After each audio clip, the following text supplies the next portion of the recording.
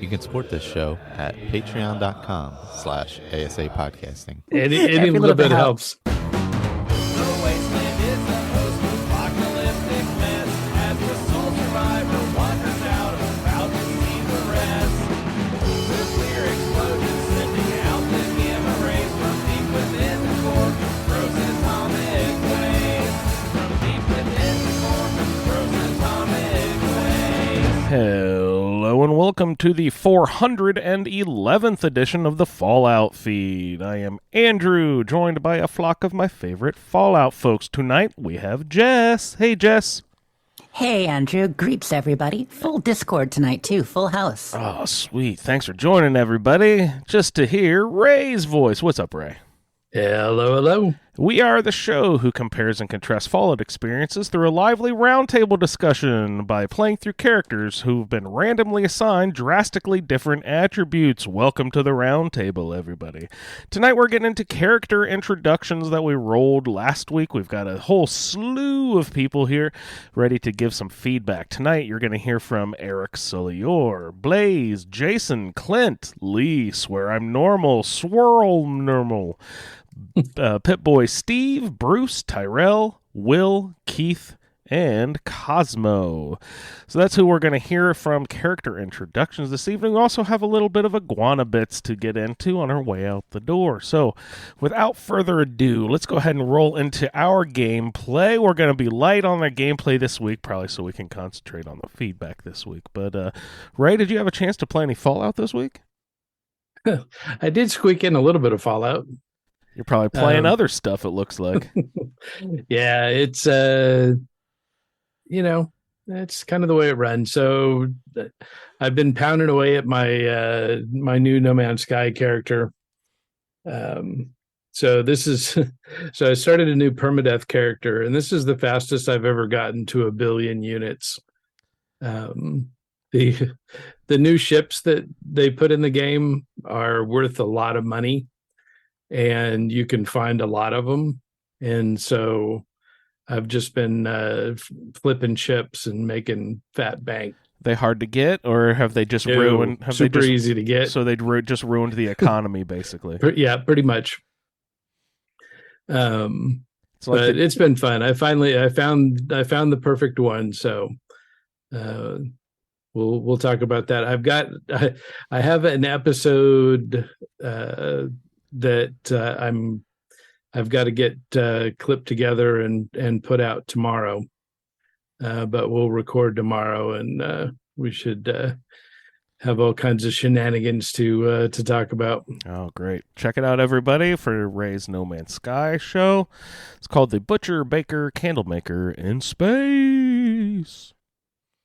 And also been playing an awful lot of Cyberpunk.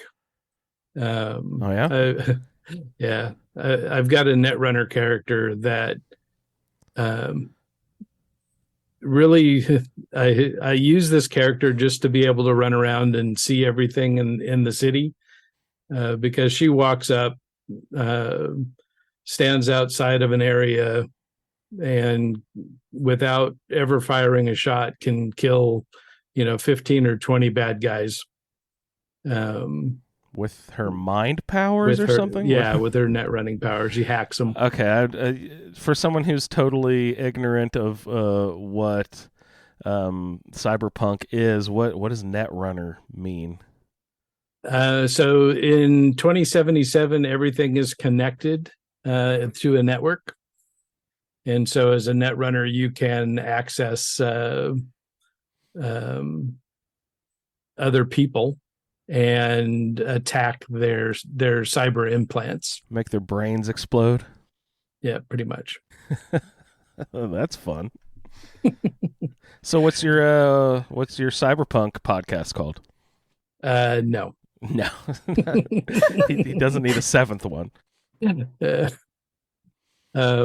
I've got geckos to stare at. Oh my God, they're the cutest thing ever, you guys. If you're not Frey's friend on Facebook, we just spent a half an hour talking about it before the show started. I've just been watching that video. I showed Mo, I'm like, Mo, look at these little geckos. They're so cute. And Mo's been wanting lizards. And I was just like, oh, there's so pictures cute. of them in the Discord too, in our pet section. Oh my God, pets. Are they considered pets just because they're in your house? Yes. Okay. They don't have to be cuddly family members to be considered pets, I guess. No. That doesn't count for spiders and random insects that wander in. Oh, Otter would beg to differ. He loves the spiders on our house. I see him come out from the corner of the room just covered in cobwebs with a happy little tail. Like, yeah, I just had fun. Oh, yeah. There are pets. Yeah. It's just like, we had lots of fun with the spiders. Like, did you eat any? No, we're just playing. Yeah. Oh, my goodness. Yeah. Yeah. Yeah. And then I find the cat barfing up, spider legs. Yeah. There you go. Have some of that, Papa. I caught you a spider. No, thank you very much. All right. But I did manage to get Madeline up and running. This is your new character for My the new, Survival Roundtable. Survival Roundtable character. So, Madeline. So Mads for short. I like the name. Yep. And so I'm using that Such Fallout collection, and it has hairdos. Normally none of my characters have hair.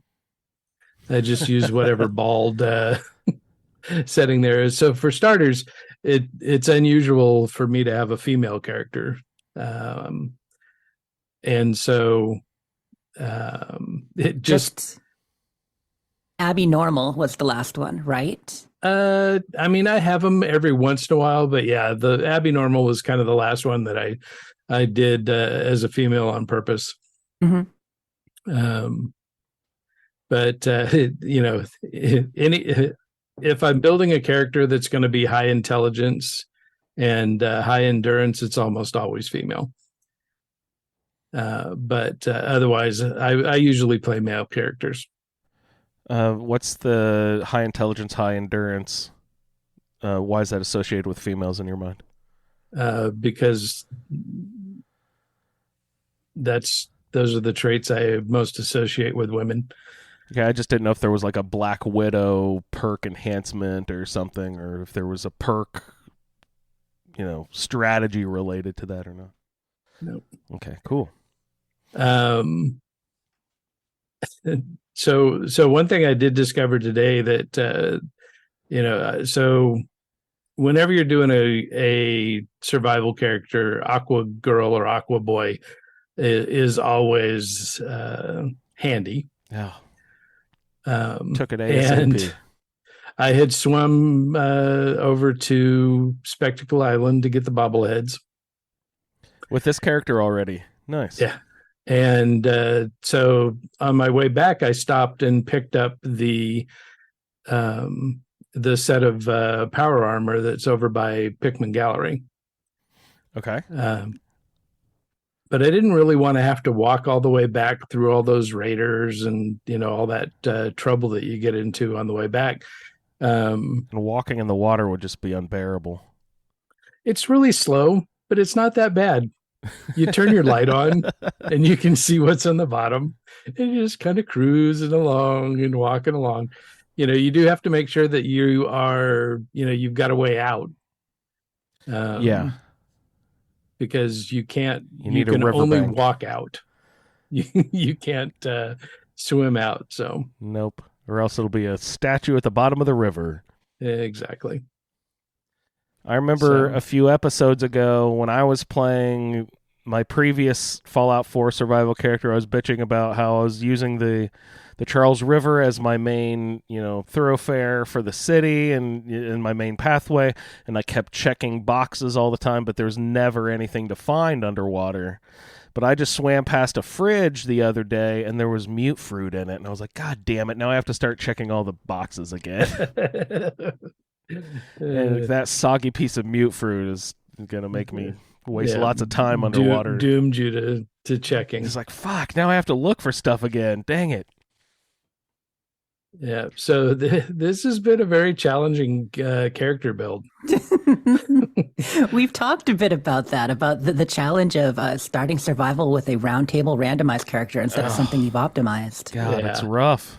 I just said the last character I played in survival, I maxed out strength, maxed out endurance, and then sort of threw away other stuff and just used like strength and endurance, and that, eventually hit a threshold where I wasn't getting one shot, and I was doing the one shotting with the Deathclaw gauntlet and stuff like that. You hit a point where it's not a brutal experience anymore, but I feel like with this randomized thing, that it's just going to be brutal most of the way through. I don't know if there is a threshold to hit with this I'm roll. sure there is. I mean, because levels happen. But Ray, you said your character is really difficult. I mean, that fairness factor you got. Yeah, it was pretty harsh. So my fairness factor was plus 14. So Explain that again. It means you have to get 14 extra levels just to get your character just to perks get you're my assigned. specials to the point that I can take the perks that I was assigned. So a positive fairness factor is a harder experience. A negative fairness factor means, you can already take the perks once you get started. Right, because the average is by level 14 or 15, you can usually achieve your special and to get to the perks that you're supposed to get. But yours with the plus 14, however that works, it would have put you into the 20s, or it will put you into the 20s to get all your assigned stuff. Yeah, so I would have had to have been level 21 to have gotten all my specials up and taken, one level of each one of my assigned perks. Yep, that's the threshold there. Shinji last roundtable it would have been 24 to get all of his, and by the time I actually got them, because I had to sneak in, lock picking and stuff, it was like 28. So I feel that pain for sure. This one is much nicer for me. And it wouldn't be so bad, except that none of my perks help your are build. combat perks. Yeah. Oh no. I mean, the closest I've got is Pain Train. So this character would have to just run around and run into things With power armor on or something. with power right? armor on. Yeah. Who wants to do that? Come on. So, but we're getting by. Did manage to do the library. Wow. Aren't there super mutants in there? Yeah. Yep. Wow, good job. You've It's a also got tougher a lot of place. robots and turrets to help you out. So what level are you at right now? Not that level is a total locking point for this playthrough, but what level are you at now, and how are you doing? Like, what extra skills have you taken to help you on the way? So up to now, I'm level 8. Okay. And so I took two points in endurance, because Aqua Girl was one of my assigned perks. So I took 2 in endurance to get Aqua Girl. One of my other perks is science. So I've taken 1 level of intelligence, or I'm going to take, actually next level will be 1 level in intelligence. And I've got the intelligence bobblehead now, so I can get science. And I'm planning on taking a point in charisma so that I can get local leader. Mm-hmm. But it's the independent the independent settlements of Madeline, not of the Nothing to do Minutemen. with it. So I went into Concord, as far as the hardware store. So the 3 or 4 raiders that were out front, harassing Preston, who was up on the balcony. I took them out, went in the hardware store, got my ASAM sensors for my Sim Settlements 2 project, and then left Concord.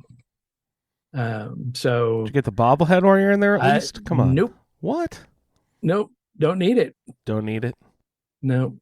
because I am skipping perception. So I had a perception of 1, and my assigned perception perk is locksmith, which would mean I'd have to have the bobblehead plus 2 in perception, and locksmith does nothing for me. What? So- Why not? What you don't need to get into those. I almost said master level locks. What are they called in Fallout? I don't remember. Yeah, Master's the Advanced. top. Oh, is it? Okay, Yeah. I thought that was Skyrim. Yeah, because if there's anything that I really need lockpick, I could build a robot. Get a robot for it, right? And There you go, and you'll have companions to do such things soon enough too. Maybe. No, he won't. Yeah, and we brought it up before. Skyrim will give you, a nice prize for entering a master level lock. Fallout's not afraid to give you just like 2 bullets and a Nuka-Cola for a master level lock. Skyrim's the same way. You can pick the top level lock and get 2 gold. Oh, yeah. I always thought they were better at rewarding you. No, they're not. No, we complained about that a few episodes back on the Skyrimatic podcast. Another one of Ray's podcast, everybody. So He's full of them. yeah, I'm full of something. So, your experience is going great so far. There's no problems. As everything's with your auto saves and you've got the save mod and everything's peachy dory with that, right? Peachy dory. That's not Yes, a phrase. fabulous. So I went to jump in this afternoon. Mostly just to figure out where I was at and kind of get some point of reference to be able to talk about my character. And at that point, I had been to Diamond City and was going to head to the library. Well, I went to load in my game, and my options were new. Like, no, I want to continue. Yeah, Yes, load. continue and or load. Yeah. New. No. So I was like, oh crap, what the heck happened? So I exited out, went into Vortex and looked, and sure enough, there were no saves in that profile. So what happened there? So from that point, I looked through the general save file, because when you create a profile in Vortex, it gives you the opportunity to have a separate save file just for that profile. And so that's typically what I do. And so, but there's also a general save file that has the accumulation of all of the saves that from the characters that you previously created. So I went in and did a date search, found the most recent files, popped those in. It was still a little further back than I was expecting. I was just I had slept in a bed in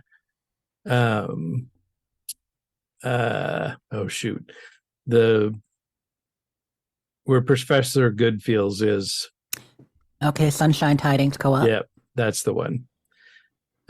So from there, I had to go back down to and then take Hangman Alley again, because that's kind of Hangman's Alley is my go-to central location for It's a a really survival good character. one for that. Yeah, absolutely.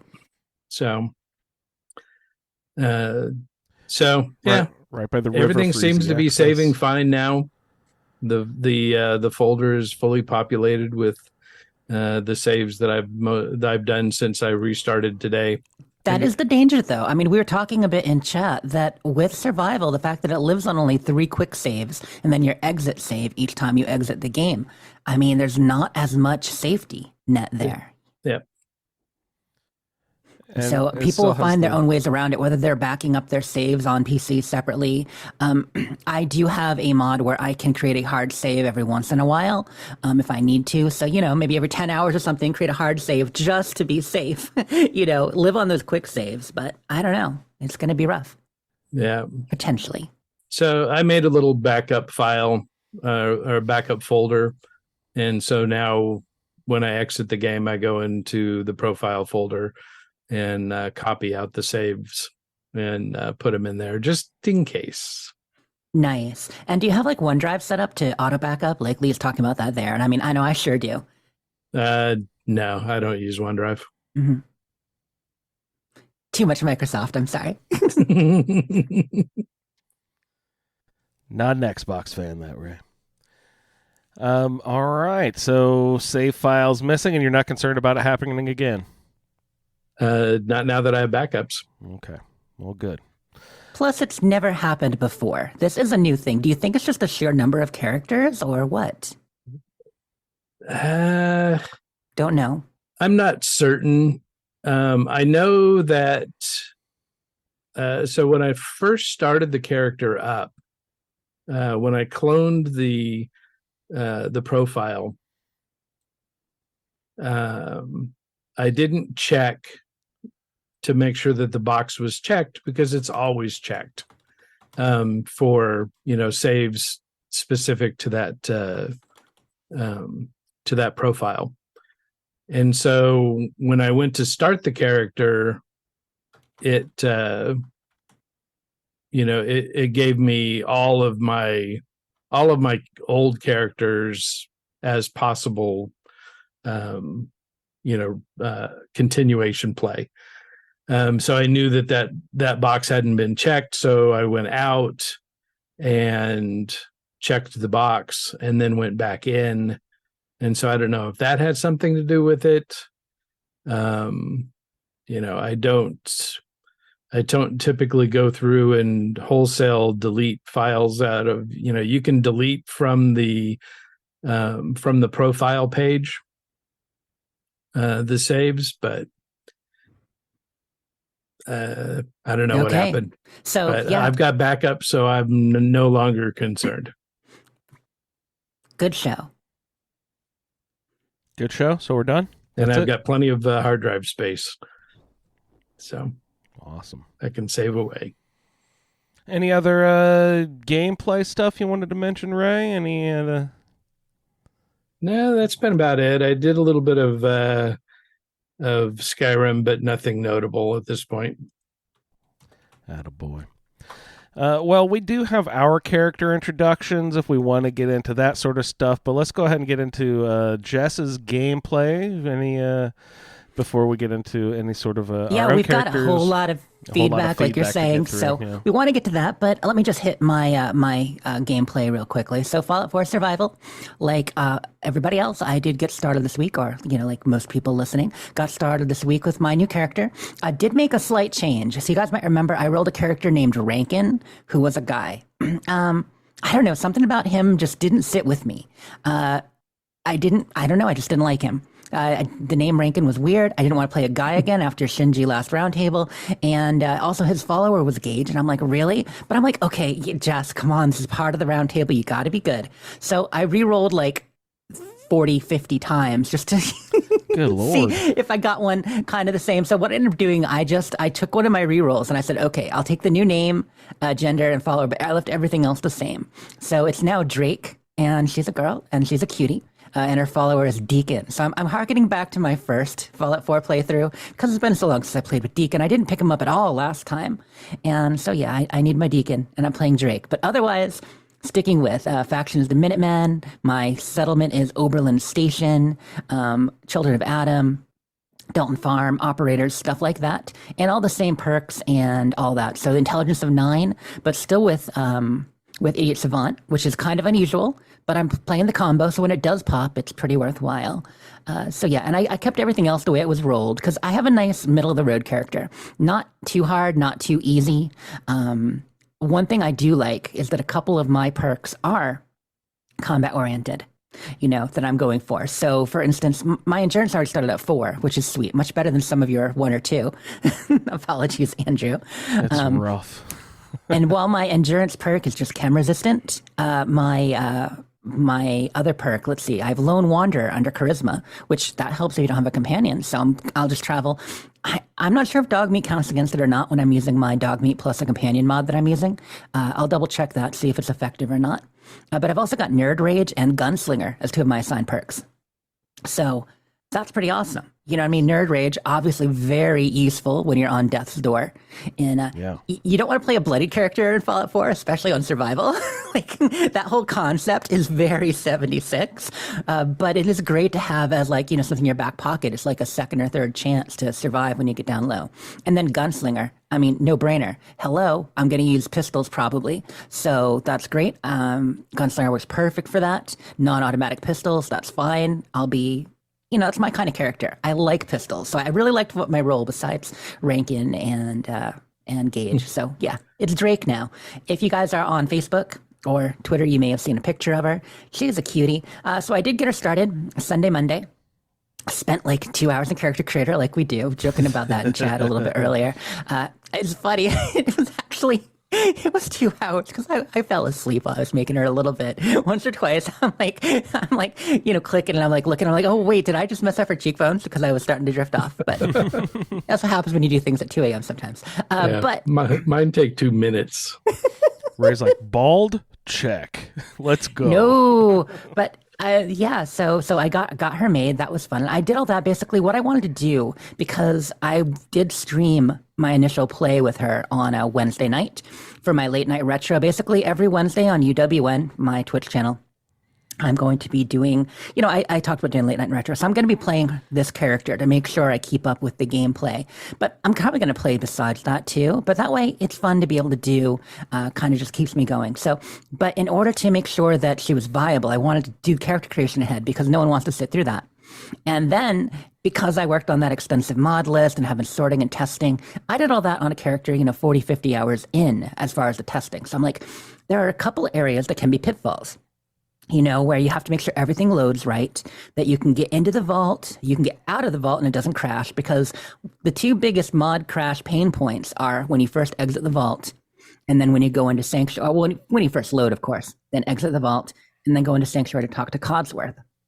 So I went through and did all that on her once just to make sure that it all worked.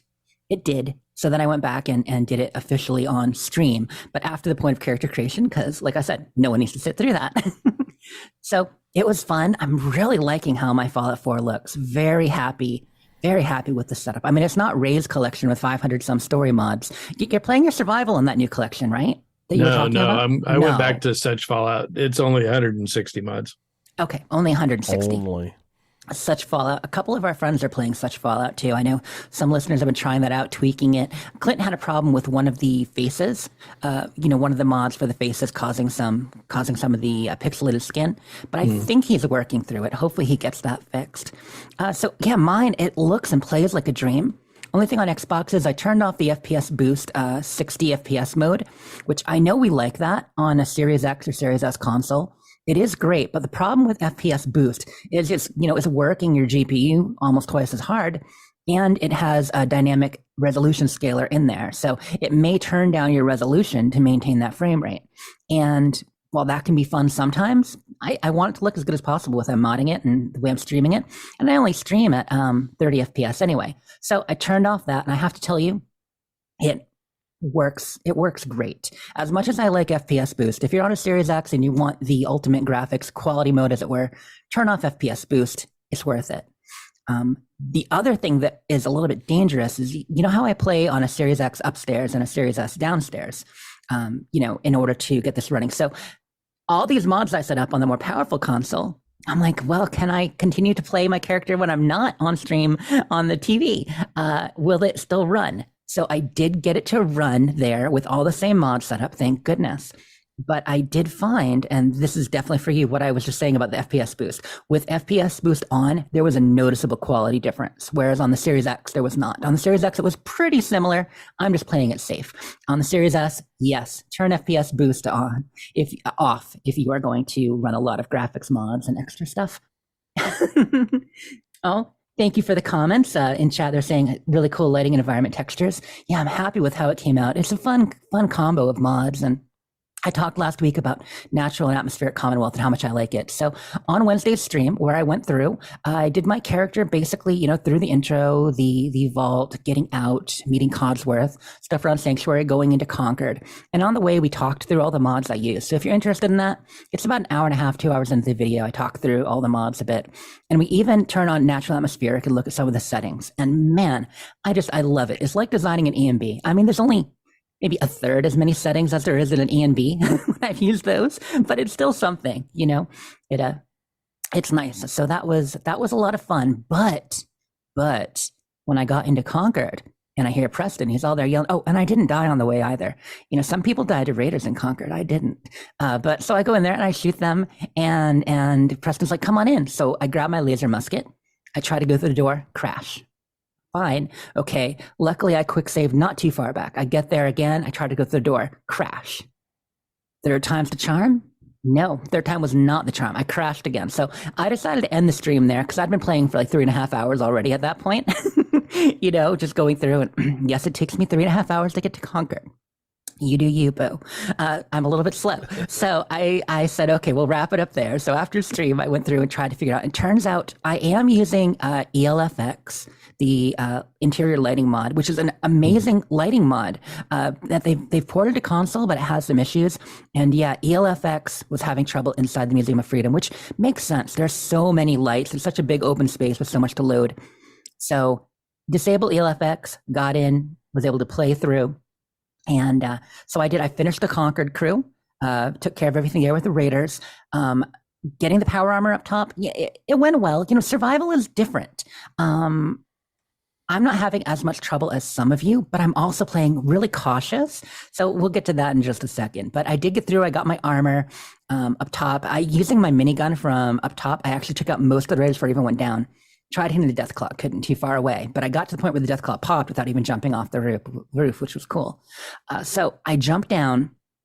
My minigun's out of bullets. So I'm like, fine, I can sneak up and take the Deathclaw out, using my 10mm, my shotgun.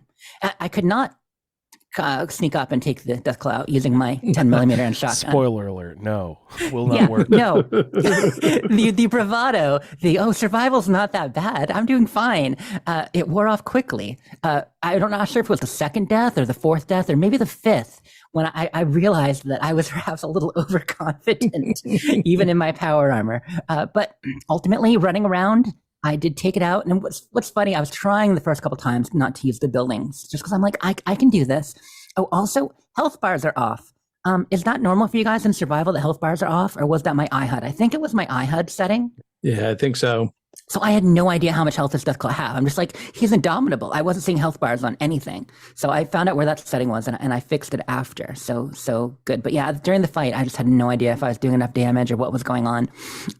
Ultimately, I did cheese him in the buildings, but the Deathclaw snuck in and actually came into the building with me, which I've never had happen. The one on the corner.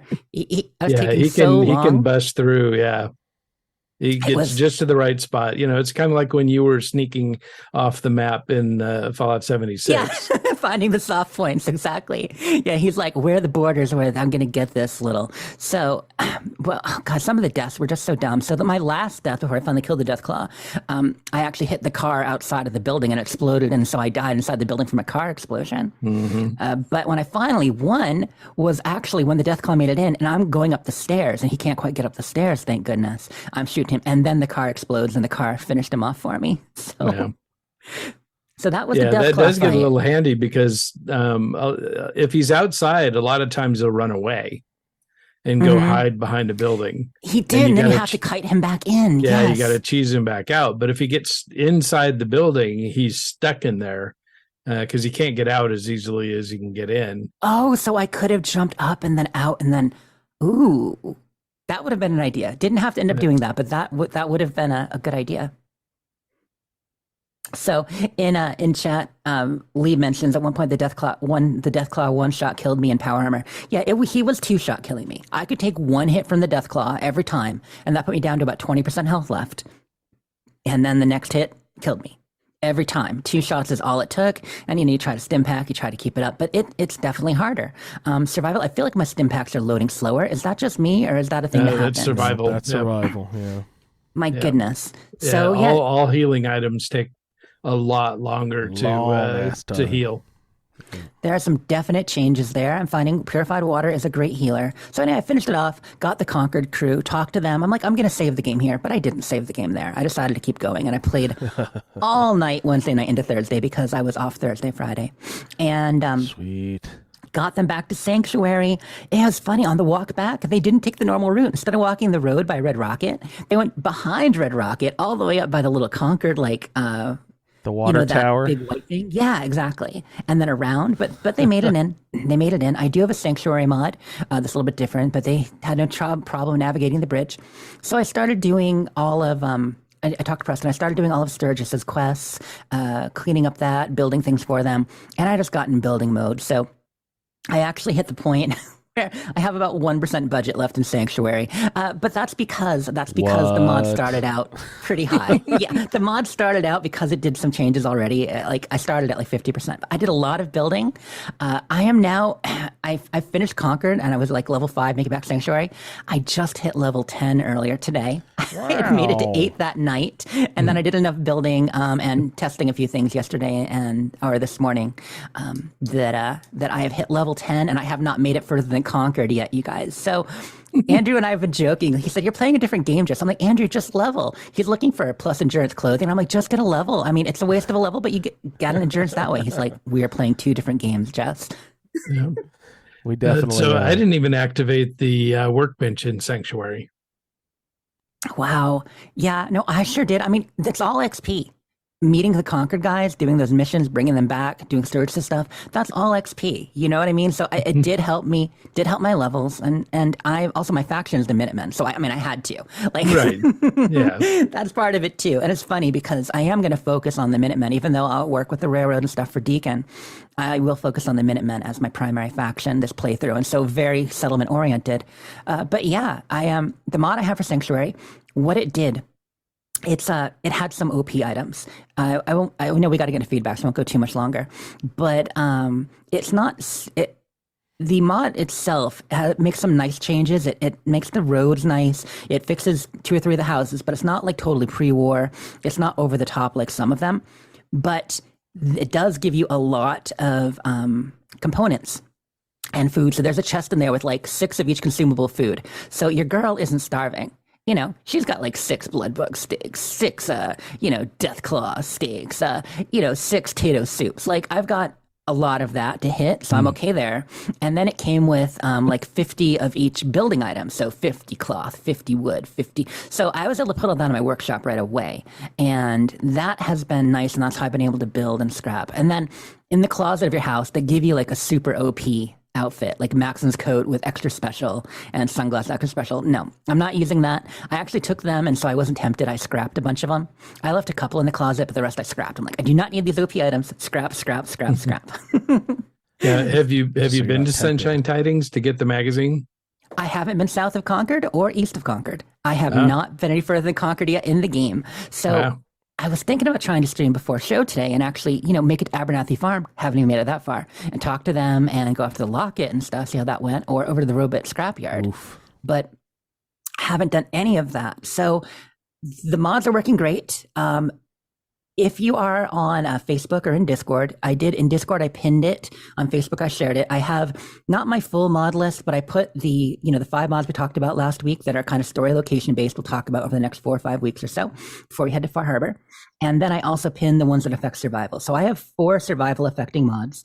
It's UGG Canteen, which lets you hydrate automatically. It gives you water, which kind of like Andrew's changing in bottles mod that you said makes your lets you recycle your bottles, makes that better. Yeah. Will tipped me off and said, hey, you're always complaining about water. Get the Keep My Bottle, or I forget exactly what it's called. But instead, when you drink a Nuka-Cola, you don't immediately just smash the bottle on the ground like an idiot, but you actually put the bottle back in your inventory. So It's so smart. Like, I mean, we don't have to be that wasteful in the wasteland. So I've got Ugg Canteen. I've got the Journey settlement fast travel we talked about that allows you to travel between settlements as long as you have a provisioner, which I'm got to obviously get local leader 2 first. That'll be a little bit, but working towards it. I have the no sleep till bedtime we talked about, survival quick save that I know you loaded too. That's a great one. We're trying not to cheese it too much, but I mean, just being able to quick save all the time. You don't want to do it too often because you can only have up to 3 quick saves. So if you do 3 quick saves all in the same like location or near each other, you don't have anything to fall back on if things go really wrong. So don't abuse it. And then I didn't load the survival options mod, which is basically a cheat room for survival, but I'm not messing with that stuff unless I have to. The one thing that it does let me do is a hard save now and again. So that's great. And, I have a bug. I know that never happens. I have a bug in my game. Have you guys seen this? Every bed is a sleeping bag. oh no, I try to sleep in my bed in Sanctuary. It's a sleeping bag. I try to, anywhere I've tried to sleep, I put down a new bed, sleeping bag. Red Rocket, sleeping bag. I don't know. Yeah. So my character's tired. Today before the show, when I played for a little bit, I hit overtired because I can't get more than 3 hours sleep at a time. I'm a little bit scared. Oh no. So check, Definitely. check survival options because each bed type, either sleeping bag, mattress, or bed, you can select what type of sleep experience it is. Yep. So it may be that they're all set to sleeping bag. They may be. Okay. I'll go in and take a look at that because it's been a little bit, I'm getting a little bit nervous. Yeah, that's no bueno. Nope. But otherwise, kill it's your going pretty darn well. The only other thing I wanted to mention, let's see, this is my Fallout 4 play. Creation Club issues and, the whole lookup failed. So for anyone playing who hasn't played Fallout 4 much before, got in, you may be using mods, especially if you use full dialogue interface, which I am using, and you try to use Creation Club objects. Most of your Creation Club objects will come up lookup failed instead of the name of the item. The game failed to look it up. It says lookup failed. That'll be on your loading screens. It'll be on some items in the settlement mod menu, and it will be in your crafting stuff. So like, for instance, my vault suit, when I picked it up, lookup failed. Things like that. There is a solution. Essentially, just go on Bethesda Net or look through your mods and just look up a lookup failed fix. There are a couple versions of it. There's one on the Nexus for PC players, and there's one on Bethesda Net for those who use that. And it does fix it. You just put it lower in the load order, you restart the game, it'll fix those names. So lookup fail is gone. The other big thing, if you have Creation Club content, is sometimes when you exit the vault, you can't talk to Codsworth and you won't initialize, go do the thing where he fights the bloatflies, searches for Sean, and advances the story. If that doesn't initialize, the story won't ever advance for you. It's a major, major issue. And if you don't have Creation Club, no big deal. Although it can happen if you have too many mods too.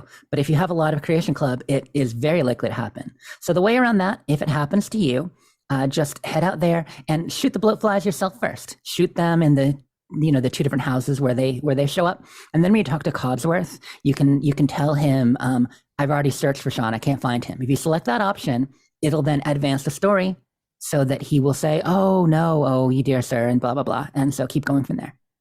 But I always do it that way anyway, just because I want the XP, not him. I usually still kill them, but yeah, Codsworth is with me. So you're right. No, you do the XP. Because he'll rush in and he'll take them out so quickly that you don't get a chance. I've noticed when he goes through that door, like he'll kind of float there normal, and then he goes zoom through the door and starts fighting him. So yeah, I usually try to take him out, but he can get stuck places. Like there are issues, especially if you've modded Sanctuary, he can get stuck on the walls or something if it's not quite where he expects his pathing to go. So just do that, you guys. Take it out himself, tell Codsworth you're done, and that's good. So that's my gameplay this week for Fallout 4. Just a whole lot of it, and making my character, playing through. I'm loving it. I want to play more. So probably over the weekend, I'll get more survival in. Beyond that, 76. I did all my dailies and weeklies last weekend. Super proud. Did all the weeklies and the dailies. And so I'm catching up. I'm probably at like 68 or so Actually, I don't remember. I'm making that up. It's somewhere, I was at 60 last week, so I'm somewhere between 60 and 80 right now. I might have actually made it up to 75 and not recalling. Nice. So I got a lot of that in last weekend, but I haven't done much this week. And for camps, we did PC camps yesterday. So much fun. I love going and visiting PC builders just because you have a slightly different tool set when you're on PC, different things you can do, and the way the graphics work. So it's neat to see. But that was my gameplay. How about you, Andrew?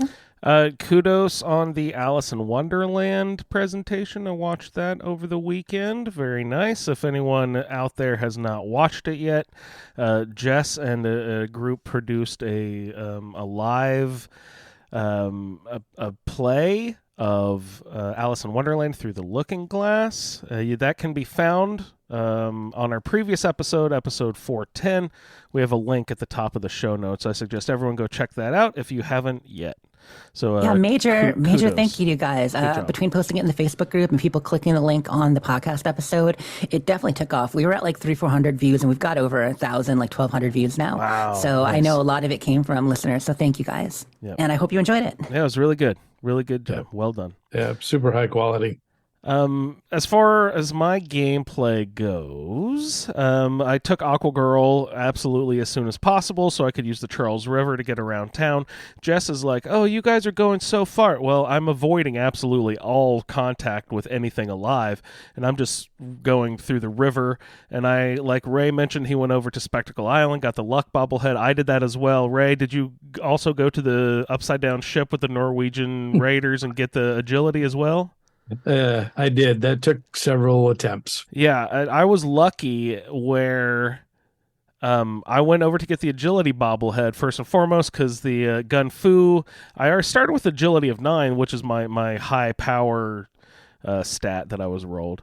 But I had Gun Fu, which is level 10. So I was like, well, I want to get the Gun Fu so I can start messing around in VATS, and it enhances your damage on the second target and further in your VATS. So I wanted to start getting the extra damage going.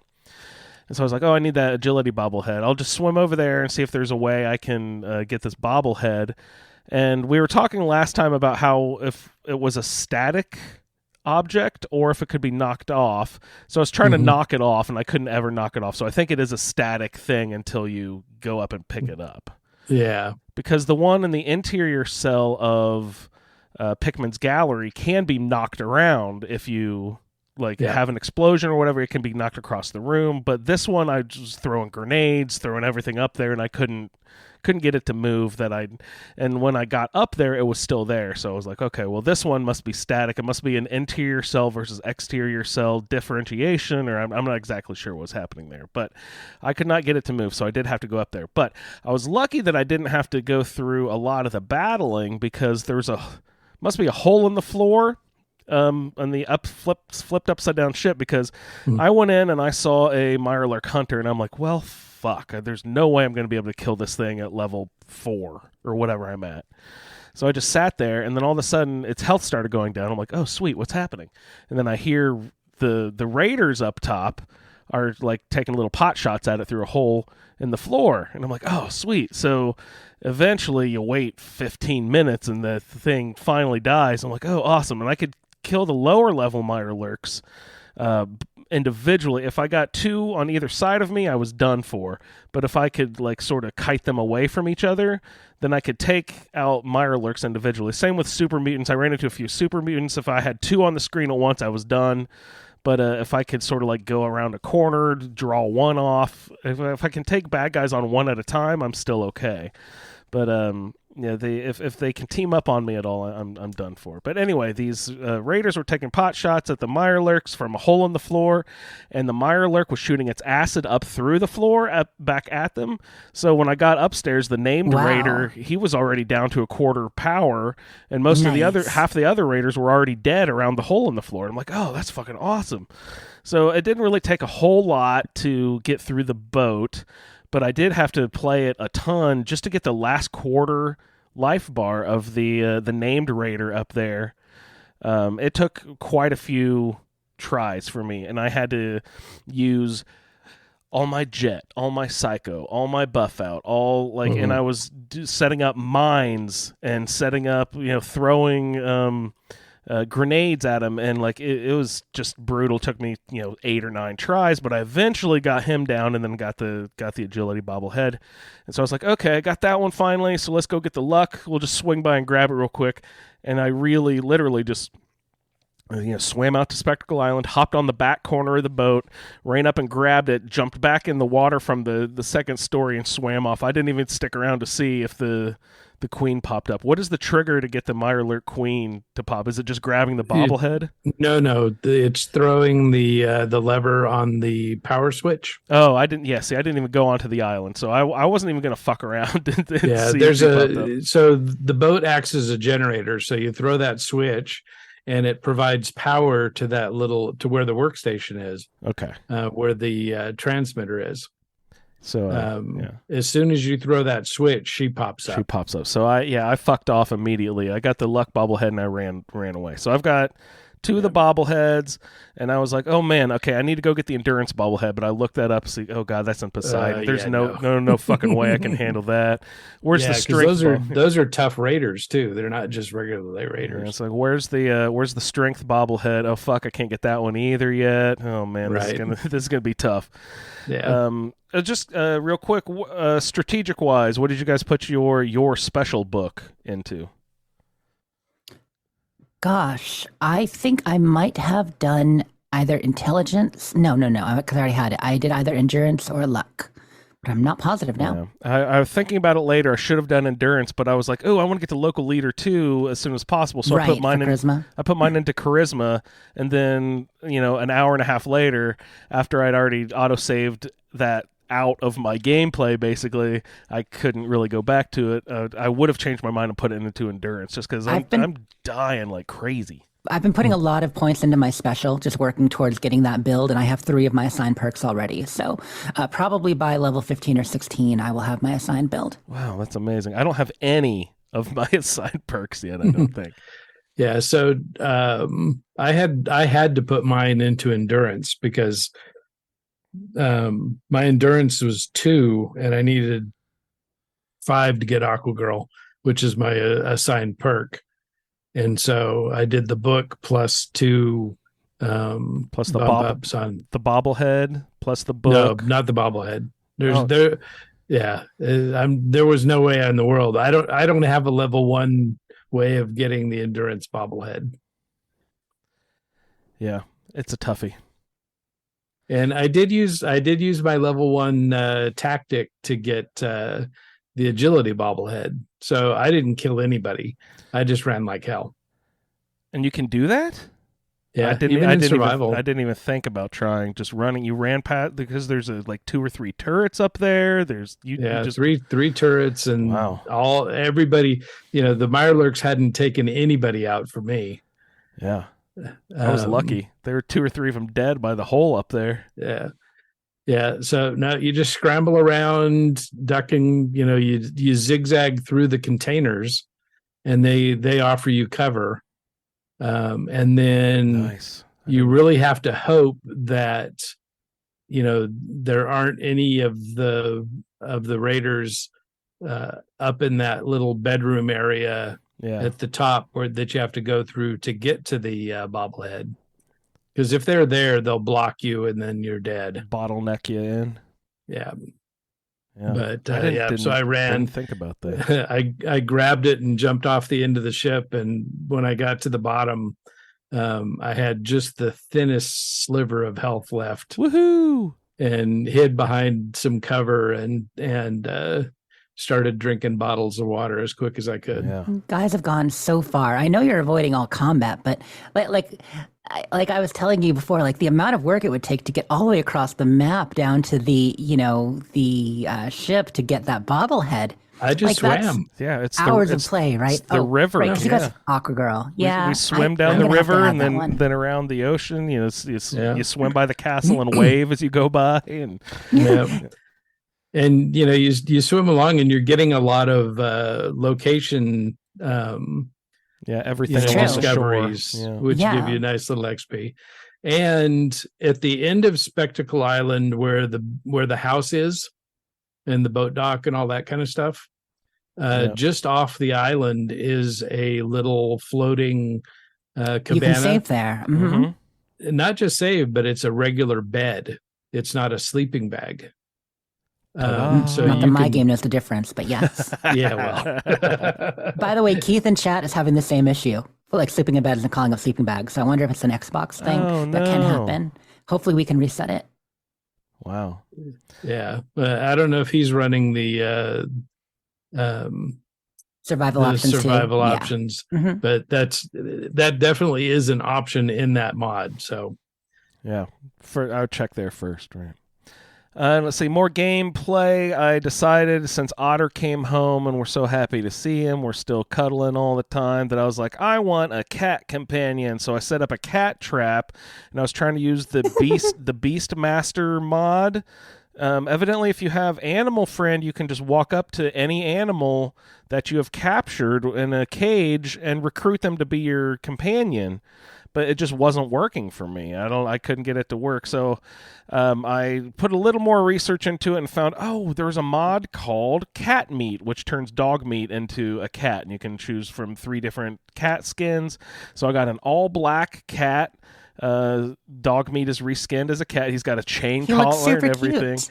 He looks super cute. I love the picture. I love that he's got a chain collar on a cat. I'm just like, that's fucking badass. So I've got my little black kitty with me, and I haven't ventured out yet with him just to see how he behaves, but he does all the dog meat things. So you're like, do you know any tricks, boy? And he like sits up on his haunches and puts his little paws up in the air like the dog meat does, and rolls around and has all the same dog meat animations, but does just seeing a cat do them is really funny.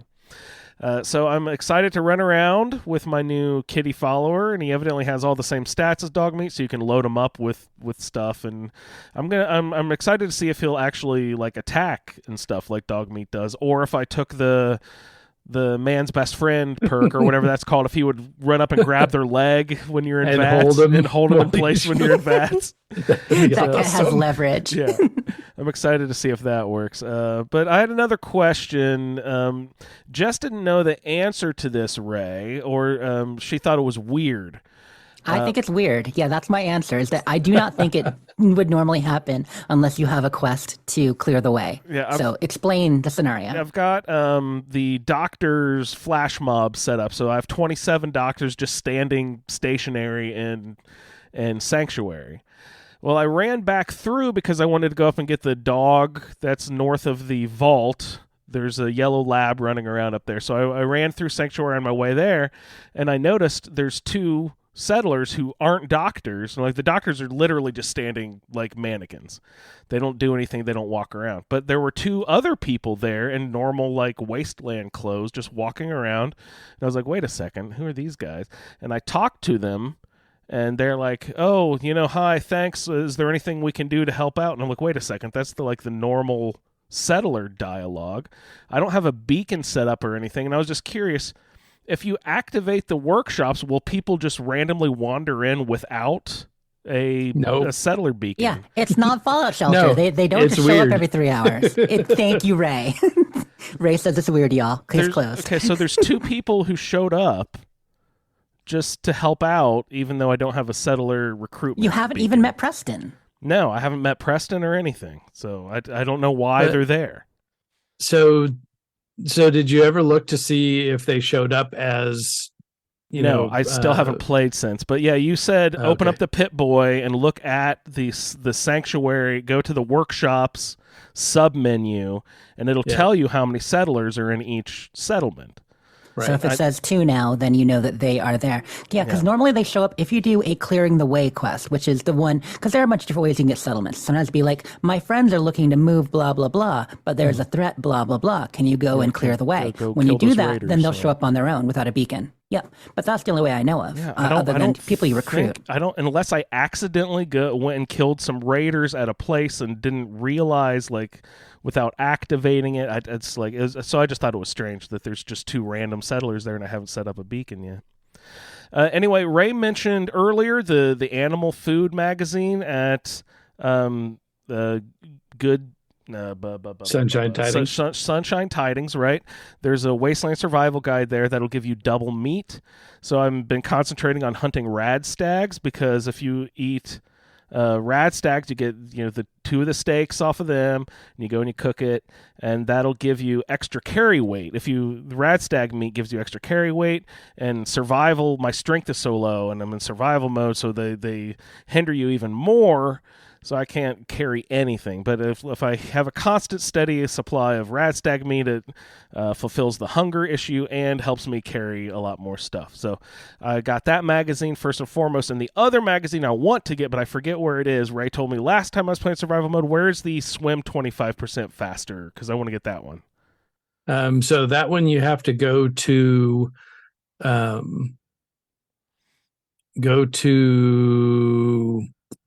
We can't remember what any of these places are called.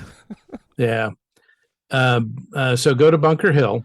Bunker Hill. Talk to the bartender in the back, Savaldi. Uh-huh. Yep. And he wants you to go, see if you can find anything about his Grandpa Savaldi. Mm-hmm. That's the caravan guy who's dead by that town, right? Or no? He was a Minuteman. I'm mixing up back in the day. So in Old Gullet Sinkhole. Oh, right. That's where it is. You have to jump down into the waterfall. Jump down the waterfall, Okay. Go inside, kill a couple of old rad roaches. Is it always there, or do I have to go talk to the guy to make it spawn? It might always be there. I think it's the hat that only spawns if you have the Grandpa Savaldi quest. Now that I think about it. Nice. Yeah, I think the magazine is always there. All right. That'll be one of my things I try to get this week, will be the Swim Faster magazine. But then you have to kill some ghouls, including a glowing one. Oh, fuck. To get out. Hopefully the cat will hold him in place. Yeah. So that's what I'm working on. My year special, I put into charisma like a dummy. I should have put that in endurance, because now my next project this week is going to be collect the +2 endurance hat, which is a sea captain's hat. There's a few of them scattered around. I know south of the gunner's place, way down south, there's a sunken ship that has one on it. Ray said there's one at Long Neck Lukowski's cannery place over there on the shore on the eastern side of the map, and there's a couple others that I read about, but they all seemed really hard to get to. Like there's one in how do you pronounce that? Faneui? Faneuil Hall. Faneuil. Like Samuel, but Faneuil. Fanuel Hall, but that's like loaded with super mutants out front and stuff. So like they're all tucked away into places that seem like they're hard to get to. So yeah, I need swim to the cannery. Yeah, I can do that. It's right on the water. Yeah, I'll try to remember to do that. And the reason I wanted to get to Fanuel Hall was because there's also suspenders slacks or something You're in there. going to the toughest places, before you even have to. You are playing the game on hard mode with what you're doing, and not because it's survival. Well, that's where they tuck all the good stuff in the hard places. But you can get there naturally, and then you'll be level 20 by the time you're there, and it'll be much easier. I'll never get to level 20 if I don't get the endurance. You will. You can take out a few raiders and stuff. You got this. You're tougher than you think. Yeah. Kill roaches. All right, so that was pretty much my gameplay. This week I'm going to be looking for my endurance clothing, captain's hat, and slacks and suspenders. I think gives an endurance boost, but that's the sort of stuff I'm getting into. So we got lots of feedback to get through. Usually we'll take time to comment and go through everyone's feedback really carefully, but there's so much of it that we'll probably just say, hey, thanks for the awesome, good, and then have to move on to the next one. But we'll just go ahead and start in the order received. First off, we have Eric Suliore, so let's get into some feedback. As we dance in the air, we make Hello, fellow Wastelanders. Eric, aka Suliore here, and here we are once again with another roundtable, and we're returning to Fallout 4. Funny enough, I'm pretty sure the very first roundtable that I joined was Fallout 4, but I don't think that the characters that I've been given could be more different. Last time I had Vargas, another female, but pretty much everything else was different. So I believe with Vargas, I had really high strength and high charisma, but very low perception. This time it's kind of the opposite. Very low strength, very high perception, very low charisma. So, also very low endurance. So we'll see how that goes with this survival run. But yeah, let's go through this. So I kind of talked about some of my special, but let's go through the whole thing. So strength 3, perception 9, endurance and charisma are both 2. Intelligence is 5, so I may be able to work with that a little bit. Agility 3 and luck of 4. Another contrast between An and Vargas is Vargas was Institute, and An is Brotherhood of Steel, which, funny enough, I'm pretty sure Brotherhood of Steel is the one faction I haven't done in Fallout 4, so I'm actually kind of grateful for that. I know Andrew... I think Andrew also got Brotherhood of Steel, so we'll suffer together. How about that? I did, but I'm not playing the main quest, so fuck 'em. My Commonwealth settlement is Vault 88, so there's going to be an entire quest line with that. My Far Harbor faction is Harborman. I think a lot of us got that one. Far Harbor settlement is the National Park Visitor Center. My Nuka World faction is the Sadistic Disciples. So that'll be fun. Gotta love them. And my perks, I think I can work with those.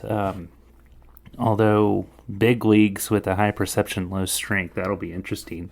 I mean, regardless, I do have a mod for a katana that I kept, so I will definitely I'll be running around with that. By the way, Andrew, I disabled my Doctor Who mod, so you don't have to worry about that. I mean, in all honesty, having random fast travel is probably going to be more of a hindrance than a blessing. That will get you into trouble, yeah, definitely. Got rid of that. Anyway, yeah, I have already made my character. I've never been the person to spend hours in character creation, so I think the only thing I did was I changed An's hair color. But other than that, I left her default. Made it out of the vault, and I've kind of been running around Sanctuary cleaning shit up, and made a bed so I can sleep. But yeah, I've played around with my mods a little bit. The only mods I really had running aside from my katana and the aforementioned Doctor Who mod, most of them are ones that clean up downtown Boston so it won't be so crashy when I'm running around there. Still happens a little bit, but hopefully it'll hinder it a little bit so I won't be crashing every 30 seconds or any time I fast travel into downtown Boston, which fast travel isn't a factor, so that doesn't really matter.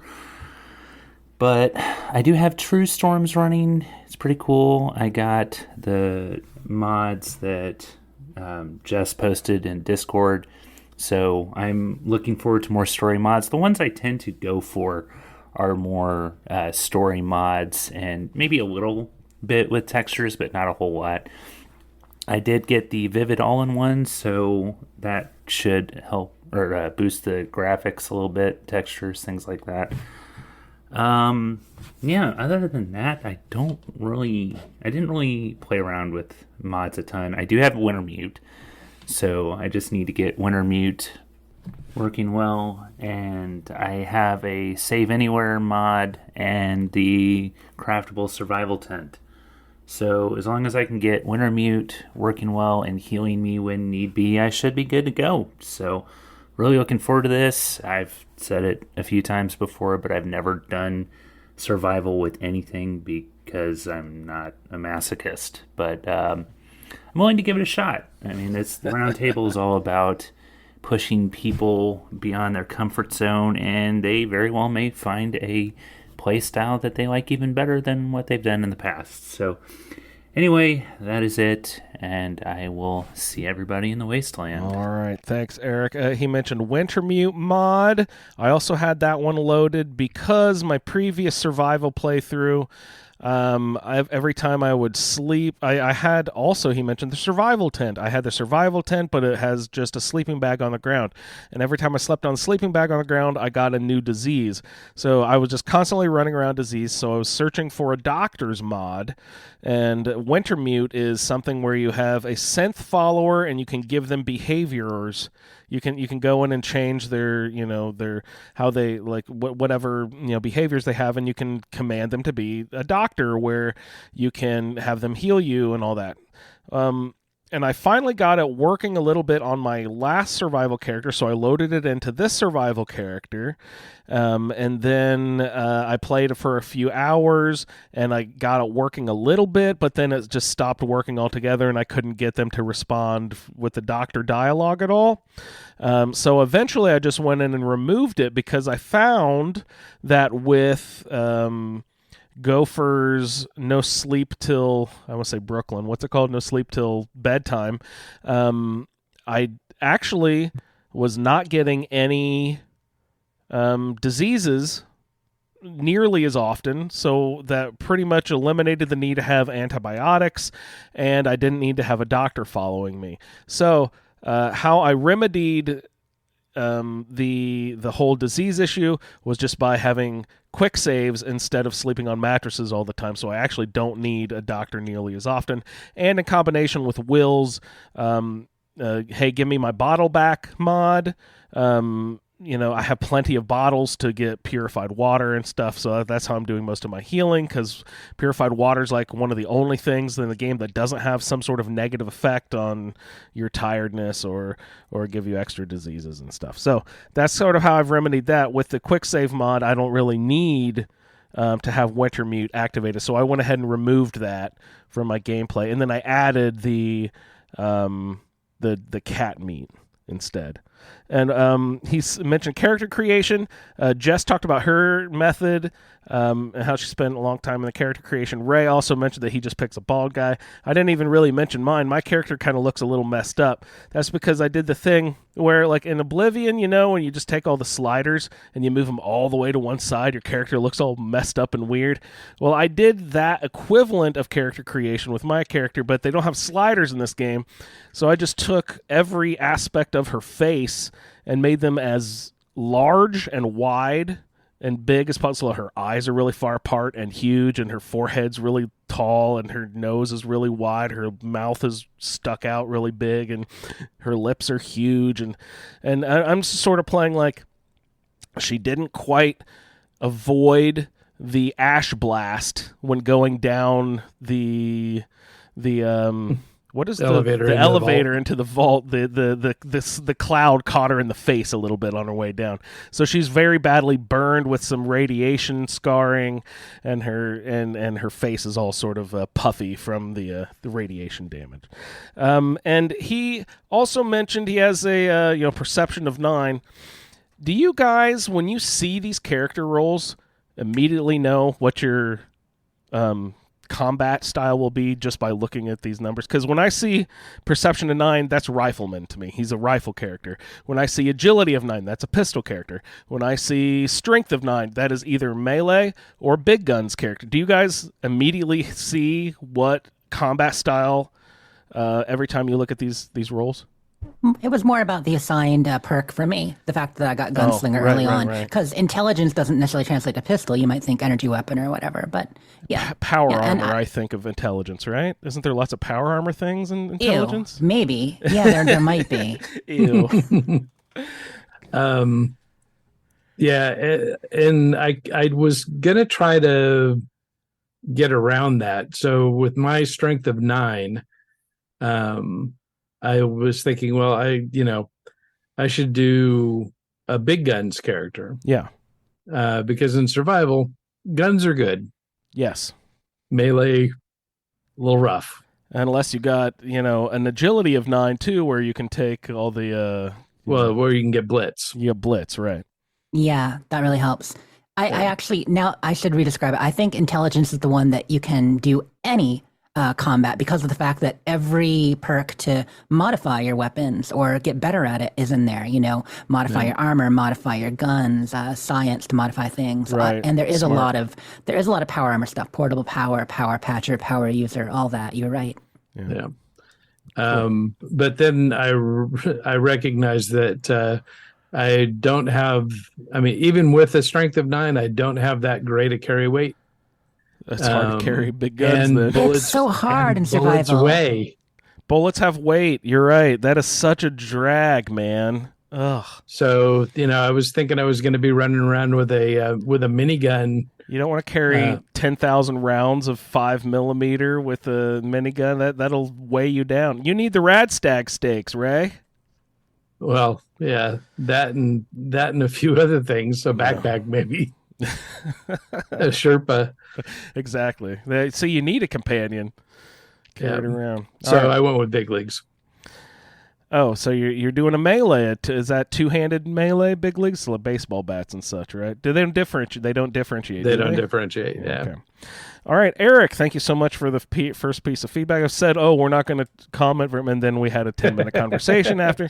We just can't help Well, ourselves. we did for the next few. I'll try to keep it quick. Here we go with Blaze.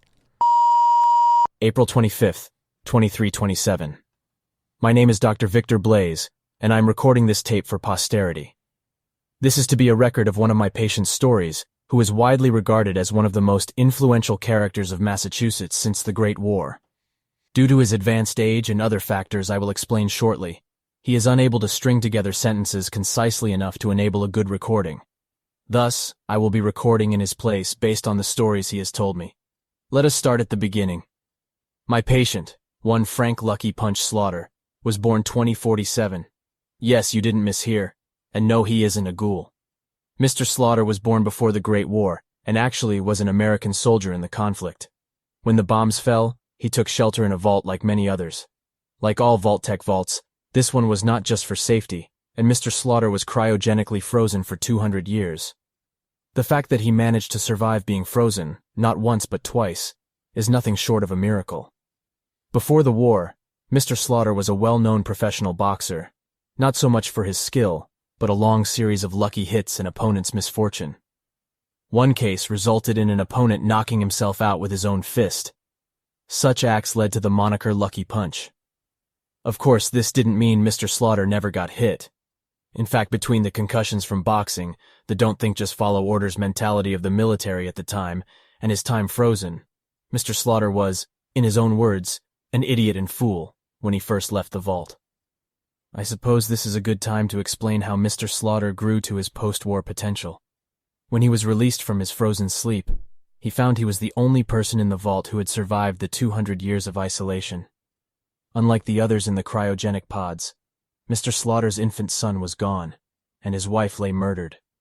This was the trigger for him to leave the vault, even in his addled state, seeking revenge for his family. In regards to the most important parts of gameplay, Slaughter has an intelligence of 1 and a luck of 9, with the rest in the 3 to 4 range. His main perks include Iron Fist and Adamantium Skeleton. Thus his Boxer passed, Ricochet for luck, and Night Person Sneak for stealth. He will be leaning hard into the Brotherhood since it feels closest to the military to him, plus Dance is both his follower and romance target. Hey everyone, The Real Blaze here. So I hope you enjoyed Frank Slaughter, his beginnings.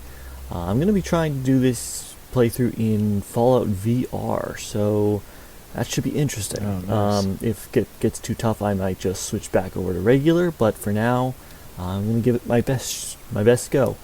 Mod-wise, I'm pretty light on mods that change things in-game. I have added a few unarmed weapon mods, just to give a little bit more variation than what's in the game. Since he is going to be completely unarmed, he's not going to be using any guns or melee weapons or anything, so we'll see how that goes. Other than that, I'm having a few extra mods just to make VR work, and I'm going to add some more storyline quest line mods in later, but we'll see how it goes. I hope to hear from you all, and I'm looking forward to keeping this going. All right. Thanks so much, Blaze. Sounds pretty cool. Unarmed, I do love unarmed, and there are a few weapons you can use with unarmed. Swan's Power Fist that you get from Swan's Pond is fucking awesome, and also the Deathclaw Gauntlet from the the Deathclaw egg quest with all that such. So that's very fun to get those. Unarmed is actually a totally viable way to play. Take that Blitz perk, and that it helps you a lot. So that's a awesome. really fun way to present it too. Blaze as Victor Blaze, talking about his character with a 1 intelligence. Frank Lucky Punch Slaughter. I like how we took the name Slaughter and kind of created a whole character backstory to it. Perfect. That's awesome. My backstory will evolve a little bit as we go on, but I like I was saying in chat, with Fallout 4, I tend to do less of a backstory than some of the other characters, simply because Nate and Nora are, more than half set for us already. Yeah, sort of established, right? But her attitude, personality, and all that'll grow through the playthrough. That's great. Ray? Yeah, that was really cleverly done. And so, unfortunately, I don't think he's going to be able to get Blitz. Oh, no? No, he's got an agility of 4. Oh, it'll take a few extra levels to get there. That'd be like 5 levels. You can get your special book and the bobblehead, and that's 2 out of the 5. But 3. That's 3 extra levels. I feel like I'm juicing right now. Survival XP, I know I'm playing a different game, but Survival XP is so much more plentiful. Like, like last game, Shinji made it to like level 36 or 37 when he wrapped up the main story. My regular playthroughs, I usually get, level 60, maybe level 90, 96, like is about where I would tap out at the most, doing everything in the game. And yeah, I just feel like the 2 XP for survival mode is going to be really good if I can survive. And we do extra damage and take extra damage, but one question I was going to ask you, between the battle of my Mirelurk and the Norwegian Raider Ghoul guys, are they doing double damage to each other? Is that why they were killing each other so quickly? Oh. If every enemy does 2 times output, it might be. I don't know if it's to each other or not. It is just 2 times damage. It probably is. What do you think, Ray? Is it only incoming? Because it's the stat in the ini file or in the survival file is incoming and outgoing. So it's not necessarily modifying them, it's more modifying how it affects you. So maybe they're not, now that I think about it. I was just curious about that. Mm-hmm. Yeah, I would think it would probably just be standard. Okay. Hey, awesome feedback, Blaze. Thank you so much. It's cool. What goes into doing VR? Is that just a PlayStation only thing, or is Xbox possible to do that? Was he doing that on PC? How does VR I believe work? Fallout 4 VR is PC primarily. Yeah, PC? I don't know if they have it for PSVR or not. Nice. Cool. All right, Blaze, looking forward to hearing more of your adventures. Up next, we have Jason. Hello, my name is Jason, aka Green Dragon. I'm a long-time listener, first-time contributor. My character is Debbie Graber. She grew up in a travelling caravan where her father was the guard and her mother was the animal doctor. It was a good life, but Debbie always wanted more. So when the caravan happened to be passing a small group of houses with what looked like a vault on the hill, she decided this was her chance to strike it out on her own.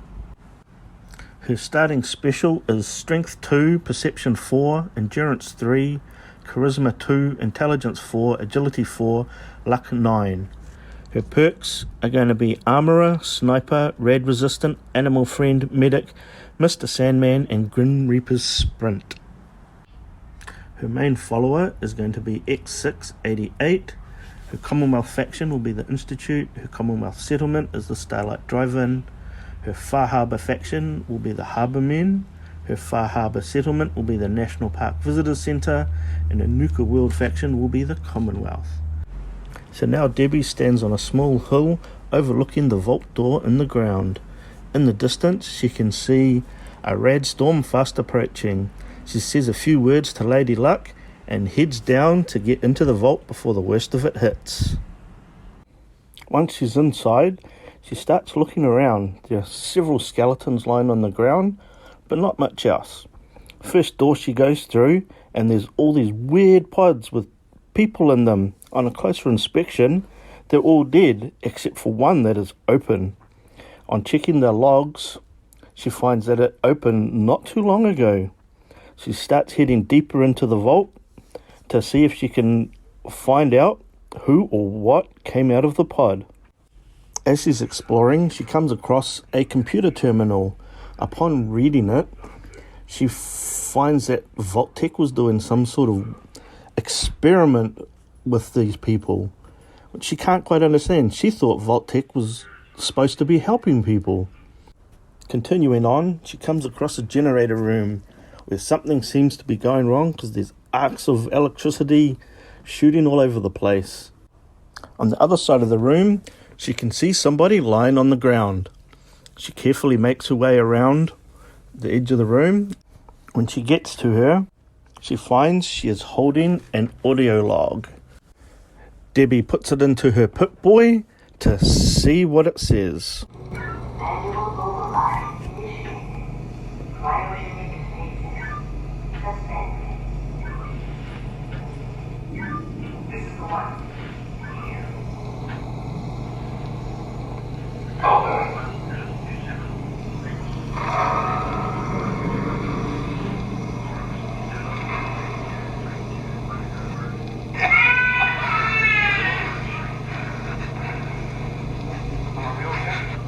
Almost. Everything's gonna be fine.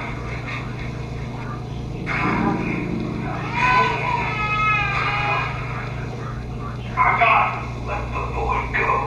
I'm only gonna tell you once. I'm not giving you a son!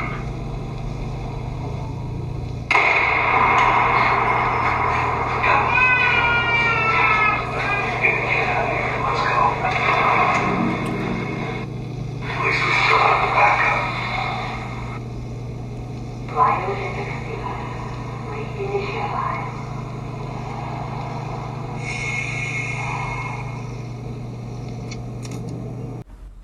Debbie is shocked. Something terrible has happened down here.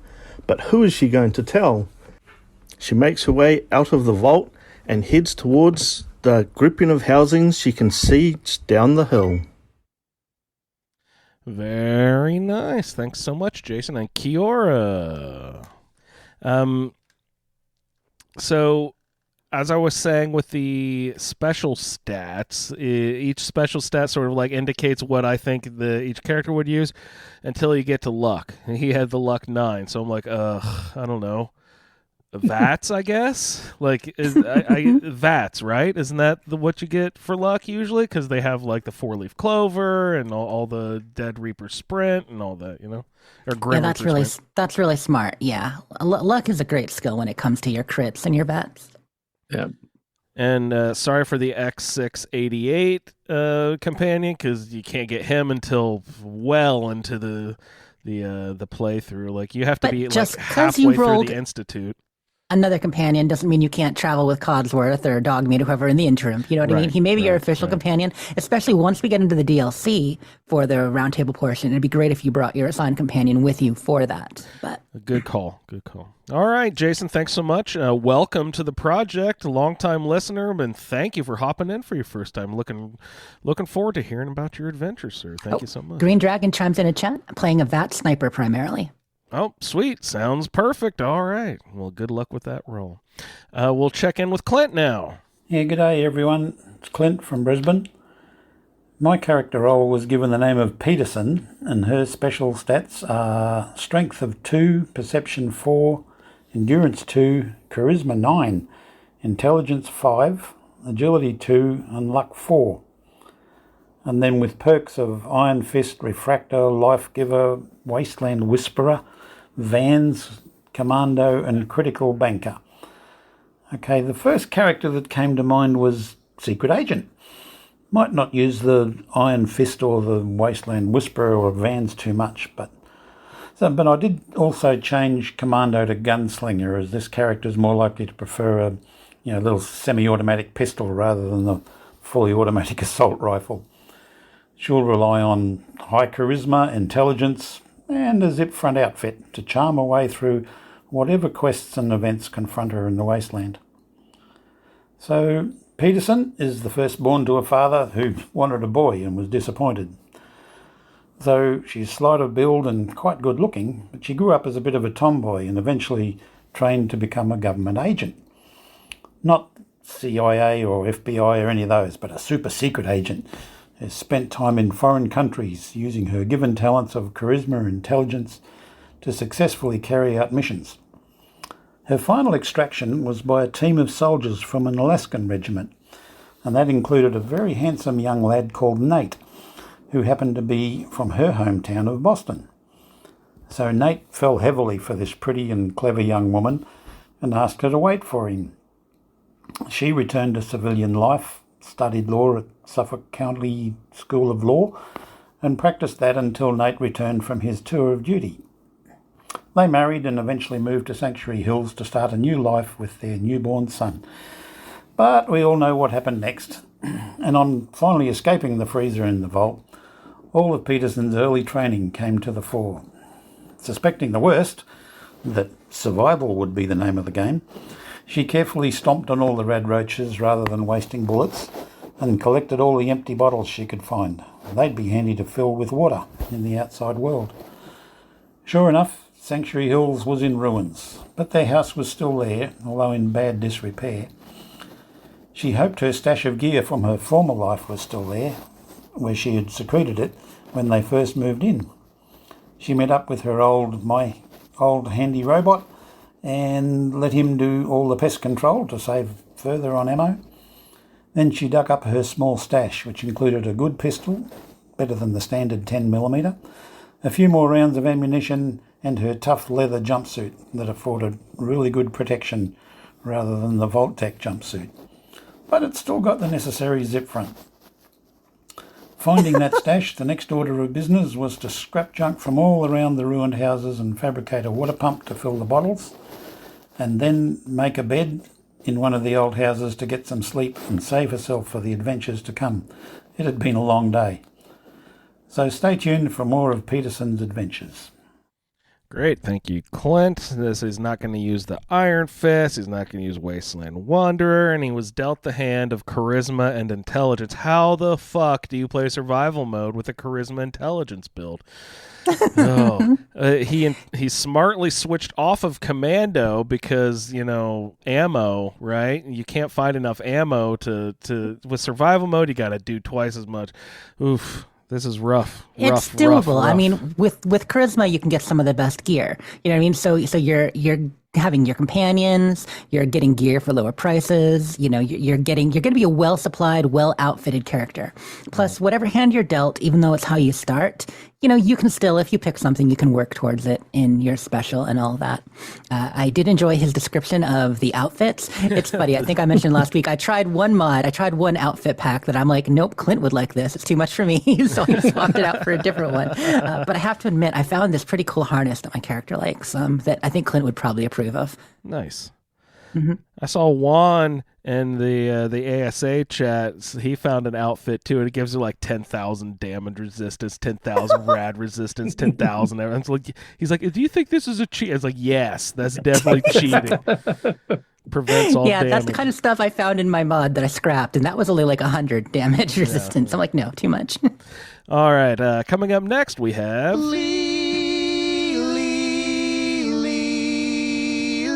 Greetings, this is Lee Benjamin.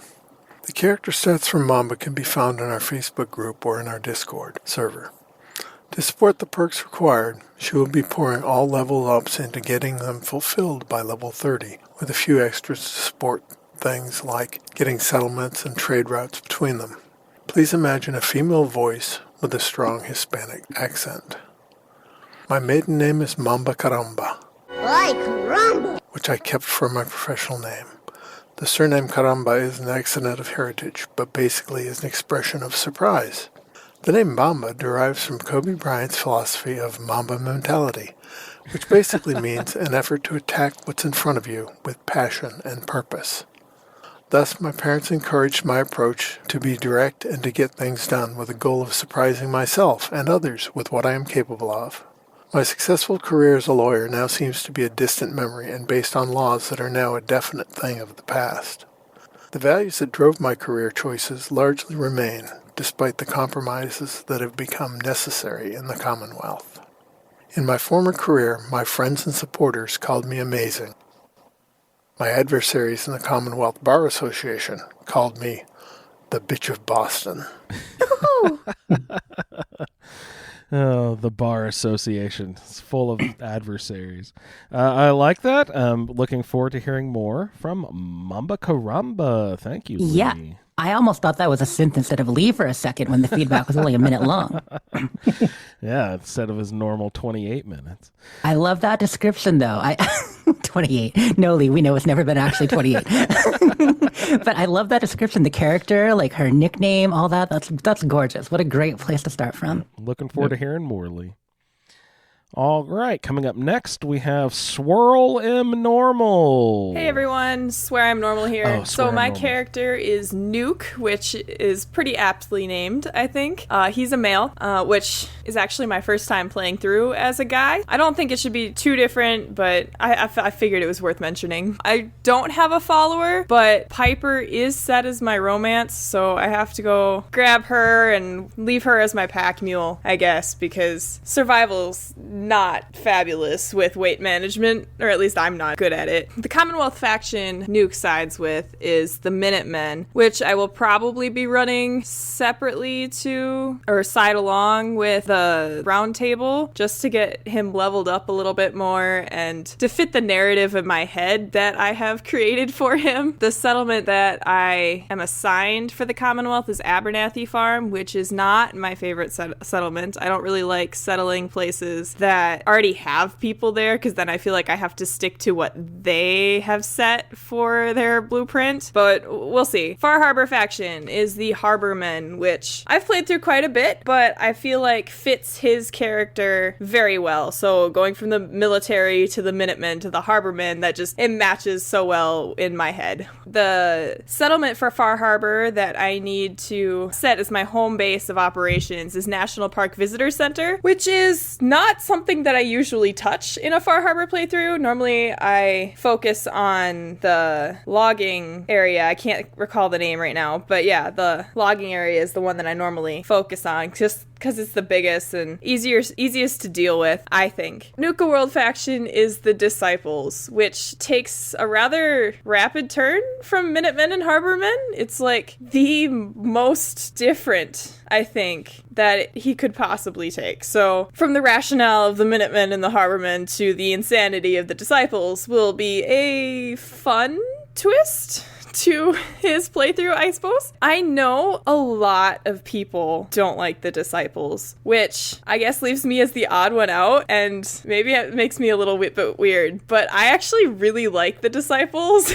They're my favorite group of the Nuka World factions, with operators coming in second and the pack is down there at the bottom. However, I think that with the way he's gonna be played and the perks that I have to take to build him up, I'm actually gonna be siding with the pack and the Disciples this time, and not the operators, which, just because of the perk that they give, if you side with them, will match with the perks that I need to take and that I'm going to build him around. So it just makes more logical sense, but I'm not super thrilled with siding with the pack. But I suppose the Disciples make up for it. So his starting stats, he has 3 for strength, 3 for perception, 2 endurance, 4 charisma, which is very different. Normally I play a high charisma build. I actually normally go for like a sneaky sniper high charisma build. And then he's got 3 intelligence, 9 agility, and 4 luck. And then the perks that I need to take are Blacksmith, Refractor, Life Giver, Party Boy, which normally I would never touch. I have a tendency to forget that alcohol and chems are a thing in this game, and that they actually give you buffs. I honestly just forget that they're in my inventory altogether. So it'll be a struggle trying to play the Party Boy trait and actually drinking alcohol to try and buff the playthrough. But we'll see how it goes. Gun Nut is his other perks. Gun Nut, Quick Hands, and Idiot Savant, which is kind of nice because it means I level a little bit easier, and the intelligence is 3, so it kind of goes hand in hand. It's not as low as it probably could be to get the best out of it.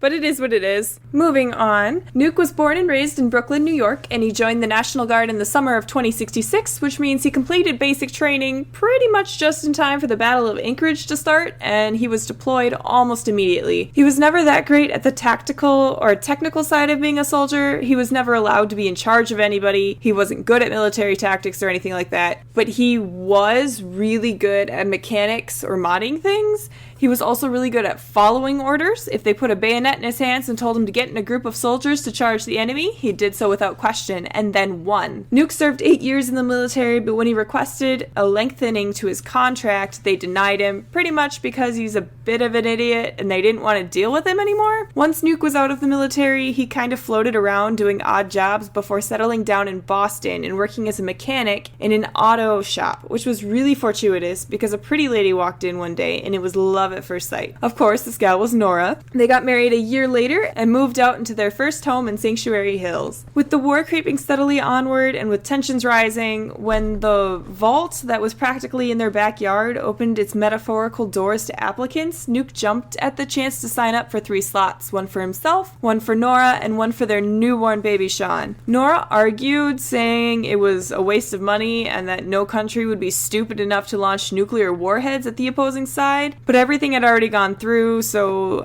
there's not much she could have done with it. On October 23rd, 2077, when the reporter announced that several cities had already been struck by nuclear devastation and the warning sirens went off in the town, deep down, Nuke felt vindicated that he had been right and that signing up for the vault was the thing that would keep his family safe. Though, of course, as we know, that's not exactly how things turned out. But he was mostly terrified at the fact that the US would be devastated by a nuclear holocaust. So that's it for Nuke, and I'll see you guys in the wasteland.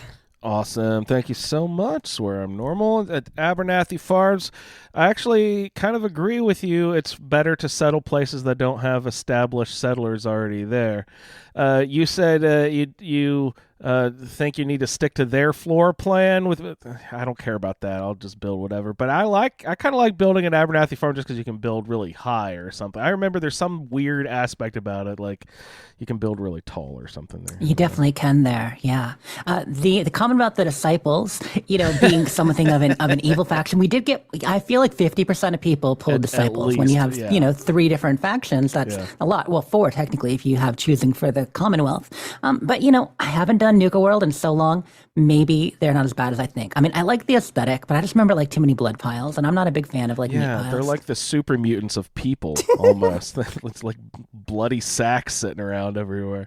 And how dare you with you don't like the pack? Actually, I've little recollection of the personality of the pack. I just love their animal masks. I think you're that's a the sucker best for a wolf hat. We all know it. I love the elephant mask. Oh, so fun. But yeah, the disciples juxtaposition with the Minutemen is just crazy. Like, how are we going to? Yeah, I'm interested to see how you weave that story to say, oh, I'm going to go with the disciples after that. Another Agility 9 character. So I'm assuming a pistol build of some sort. And the alcohol and chems. I also got Party Girl as one of mine, and I'm not an alcohol drinker very much in the game either. So I am going to try to lean into that to see how much of a benefit. Because I have started, especially up on the boat, I crammed through all of my I went through all of my chems really, really quickly. So, but with the alcohol, maybe I'll try to find a good source of alcohol and sort of lean into that. But excited to hear more about your playthrough. SwearImNormal. Thank you so much for the feedback. I liked her idiot savant description, the way that she's talking about bringing that in. Actually kind of had a eureka moment there with that feedback, and also with Green Dragon, where I think what I'm going to do, because I'm Intelligence 9 with Nerd Rage and Idiot Savant both, it will be kind of a eureka moment for my character. As in, she's been into research and science. She's got chem resistance. She's the Nerd Rage, the Idiot Savant. So the occasional 1.5% chance of it popping will be like, eureka, that whole Einstein kind of thing. That's how I'm going to think of it. Beautiful. All right, let's. And so it should be when she can at level 15, she can take the second rank of Party Boy. Yeah, if she had a male character. Yeah. And so the effects of alcohol are doubled.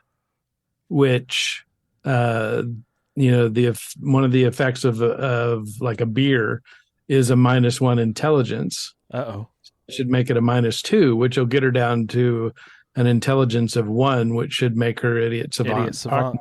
Proc more often. Hey, good point. It's really smart. Yeah. I also think chems and alcohol are going to be more useful in survival. Like a lot of people in chat talking about how they're usually just money, currency, kind of like ammo you're not using, just sell the chems. I'm mostly like that too. But when you are in a danger zone, when it's your back against a wall and a death claw and, you've already died a few times, you might find yourself taking that jet, so. Just keep water handy. Lots of purified water, right. Yeah, they all cause you to be thirsty. Yeah. Do the red workshops, workbenches, whatever they're called, have a weight limit? Because since ammo has weight, I've just been tossing ammo I'm not using into there to sell at a later point. Will I hit a weight limit in there? And there is a limit on workshop inventory. Is that slotted by line or by weight? I don't remember exactly what the measure is. Yeah. Now, are you talking workshop inventory or workshop budget? Inventory. The inventory. Okay, yeah. I guess I don't know what the inventory limit is. Yeah, there's a thing that you could do where you would drop items.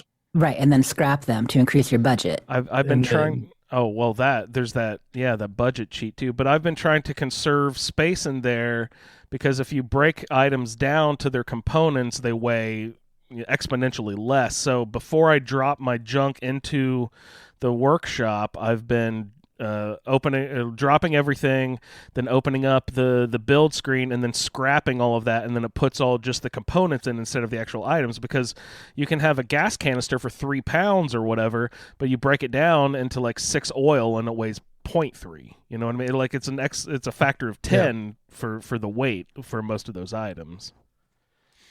But yeah, Jess, I love that that weird cheat loop thing you can do where in build mode you drop something and then scrap it, and then you'll see your budget sort of increase your build area. So that's really cool. I forgot how to do that. I think there's a special way you have to do it, but I'll look into that if I ever run into the issue. All right, so let's move on. We've got Pip-Boy Steve, who was nice enough to program our character generators for us. So let's say Kia ora, Steve. Kia ora, everybody. Steve here, giving you a shout. My feedback for Zenith for this Fallout 4 roleplay. It's a female, and she got a strength of 4, perception of 4, endurance of 9, which is cool. You guys right. I didn't totally stack the deck, but random roll came out decent there for me. Lucky. Charisma 5. I don't really care about charisma, but I do want local leader, so that's cool. I'm really close to that. I don't like any more than 5 or 6 because I tend to find that I pass speech checks even at that level. So that's cool. Intelligence 2, agility 2, luck 2. Yeah. So some of the perks I got, which are cool, are armorer. That's great. In perception, night person. So that's nice. A little bit of intelligence if I go out at night. Endurance perk is ghoulish, which is that's cool. Heals with rads. Hacker. I could deal with hacker. I like hacker. Hacking gets a lot easier, the stupid little game, which I don't find terrible, but it gets better as you get more levels in hacker and you get more intelligence. It just makes it kind of a breeze. Mr. Sandman, well, I don't know, sleeping characters are not that common, but it's cool. And then Bloody Mess, that's alright. So let's go with the Minutemen and follower Kate. That's always cool. And Romance McCready. God, he's my least favorite follower, but that's all right. We'll deal.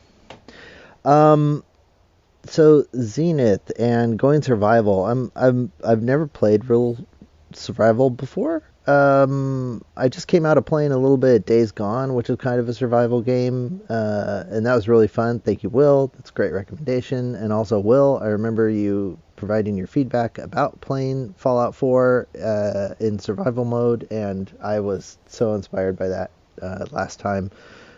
Still, took me a year or whatever to get around to playing it, but so Zenith, I'm learning survival's not that bad. You just gotta sleep a lot and eat a lot, and if you're looking for food, because like I started running out of food real fast, right? And I'm like, oh, where's food? I can't find anything. Can't find plants to plant in my settlement. So if you head east from Sanctuary, though, there's that dried riverbed behind the satellite dish area, and that has a lot of mole rats in it. And then also there's the mole rat warehouse that has all the mole rats attacking that guy. Those are both decent sources of food, at least for a little bit, I found. Because I hadn't played, it'd been a while, and survival is a challenge, so I went with vanilla as far as like no mods. I found it's not really optimized that much in the game, so because I thought, oh yeah, if I'm playing with no mods, it'll run like a charm. Well, not really. Not really. I ended up using we'll call it a mod, but it's called Load Accelerator, and it sits as a DLL in the main folder. That's a PC thing. That's a dynamic link library, and it unlocks the frame rate of the load screens, which are apparently locked at a certain screen, and the load time depends on it. So you unlock the frame rate, and it snaps in almost instantly instead of minutes, like when you go through a door or when you're starting the game. So I'm going to let me have that mod, even though I'm not going to play with mods here much. And the game doesn't recognize it as a mod, so it doesn't disable my achievements. Not that I'm paying attention to achievements. We'll see if I get any. I didn't get when I first played the game back in 2015. I know I have the achievements up and through the nuclear option. So somewhere after that, I added my first mod and disabled achievements. Hacking, like I said, my assigned perk.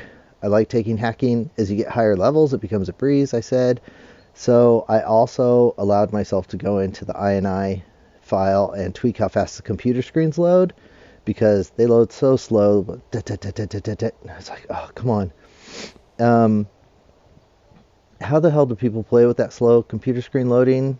You can click it forward on the PC. I assume there's a way you do that on controller, just like with PC, probably using the down speech option. On PC, it's the number 4 or down arrow key, but when you do that, sometimes you can select the wrong thing. I had to build a stair above the house in Sanctuary because Sturgis was stuck up there. Of course, everything always gets stuck up on the Mama Murphy for me already. I also gave Mama Murphy drugs by accident. I like to hold those moments where I give her drugs for the buffs in the game. I use her chem moments to like get the key to Kellogg's apartment, or definitely before I go fight Kellogg, because it gives you like a 25% damage reduction boost or damage to Kellogg boost, something like that. And also you can help it in the quest with Skinny Malone when you rescue Valentine. It gives you another option there. If you go visit Mama Murphy before you go do those and give her drugs, she'll give you a boost. Yeah, so basically just trying to get my character leveled up, and hopefully I find a legendary or two that I like. And all right, thank you very much. Have a fantastic day. Awesome, Steve. Thanks so much. I don't know if I didn't know or just forgotten about all the perks Mama Murphy gives you for giving her drugs. I knew that she gave you hints about where to go and stuff, but I didn't know she actually gave you like buffs and stuff for like more damage or less damage versus Kellogg. Yeah, there are some definite benefits for each thing. It's not just the words. There is a buff, but I don't know the one specifically. I remember the key, of course. The key is a big one, and the extra speech dialogue with Darla. But I think I usually stop abusing her. Pardon me, giving her chems before you get to Kellogg, and I certainly try not to give her psycho. But to each their own. Mama Murphy on Psycho. That's a party, man. But yeah, she's been on my roof. He mentioned people on the roof already. I've had the same problem, absolutely. I actually accidentally lost a fast travel mat in the roof of one of the sanctuary buildings. That's, yeah. I like putting Mama Murphy's chair underneath that dome-style jungle gym thing so it looks like she's in jail when she's sitting down. Time out, Mama Murphy. Time out. Mama Murphy. Too many Kims, Mama. So he talked a lot about hacker. I agree. It gets really... it's a weird juxtaposition. I think the harder the level of the terminal is actually easier because, if you... It's just you got more letters to match. So I think for some reason, if it's harder, it's actually easier in the long run to see if you're doing it. And a reminder, everyone, when you're doing the hacker thing, there's ways to like eliminate a bad answer and stuff like that. If you find the brackets, there's brackets that'll include like some different entries. If you find the brackets, it'll highlight, it'll expand your cursor. If you click on that, it'll like there's a few different ways. Like anything that closes the loop, the greater than, less than, the brackets, parentheses. So that's a good way to get rid of a bad answer and stuff like that. And I had a question about ghoulish. Is that your radiation heals automatically, or getting radiation heals your HP? Getting radiation heals your HP. Oh, that's interesting. I don't know if I've ever used that before. It's I started using it a little bit in 76 because of the fact that when you're in a nuke zone, you can use it to heal you while you're fighting, that's smart. Getting overwhelmed by ghouls and such. That's smart. Yeah, he mentioned kind of Will's feedback last Fallout 4 season as being a bit of the inspiration for survival. It's true. If it wasn't for that and a couple people I've watched play survival on Twitch, I wouldn't have been pushed. But Will made me say, "Oh, this could be neat." And then the people on Twitch, I'm like, this might actually be a better way to play. Yeah, absolutely. So I'm with you on that. Absolutely. And Steve, he programs the character generator, and is probably the only person who got an endurance of 9. I don't think that is coincidental at all. Even though Ray spun it, he didn't roll his own, and I used the dice. Ray is in on the deal. Okay, so here's the Mama Murphy stuff. Okay. So if you give her chems during Unlikely Valentine, she'll give you the password so you can get past Skinny and Darla without violence. Give her chems during getting a clue, and she'll show you where Kellogg's key is.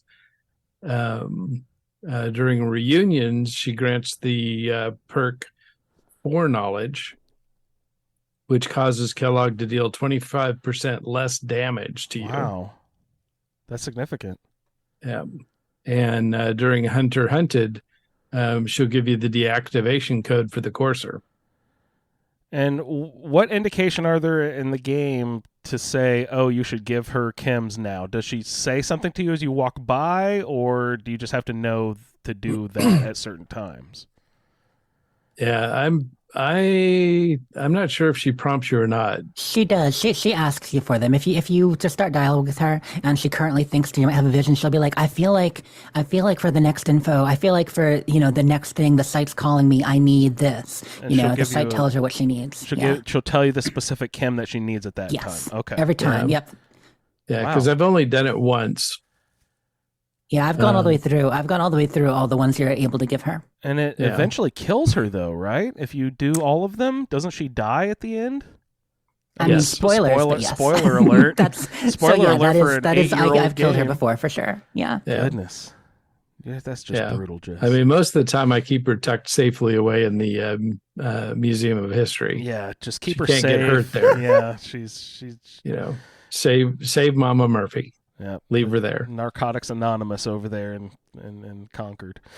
All right, thank you so much, Steve, and thank you for your hard work on the character generator. Everyone out there who rolled a character owes Steve a big thanks. Thanks, Steve. Definitely. Speaking of rolls, Archon actually, he rolled a character separately too. We didn't roll for him, but he rolled over the week. He is going to be playing with us some. Oh, beautiful. And he got an endurance of 9 too, so he's a lucky duck. Oh, nice. Yeah, he paid Steve off. All right, let's roll on with Bruce. Hey, Bruce. Well, holy shit.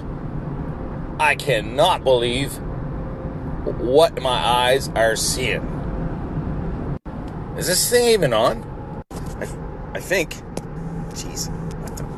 Okay, yeah. It's recording. Oh, these Pip-Boys are stupid.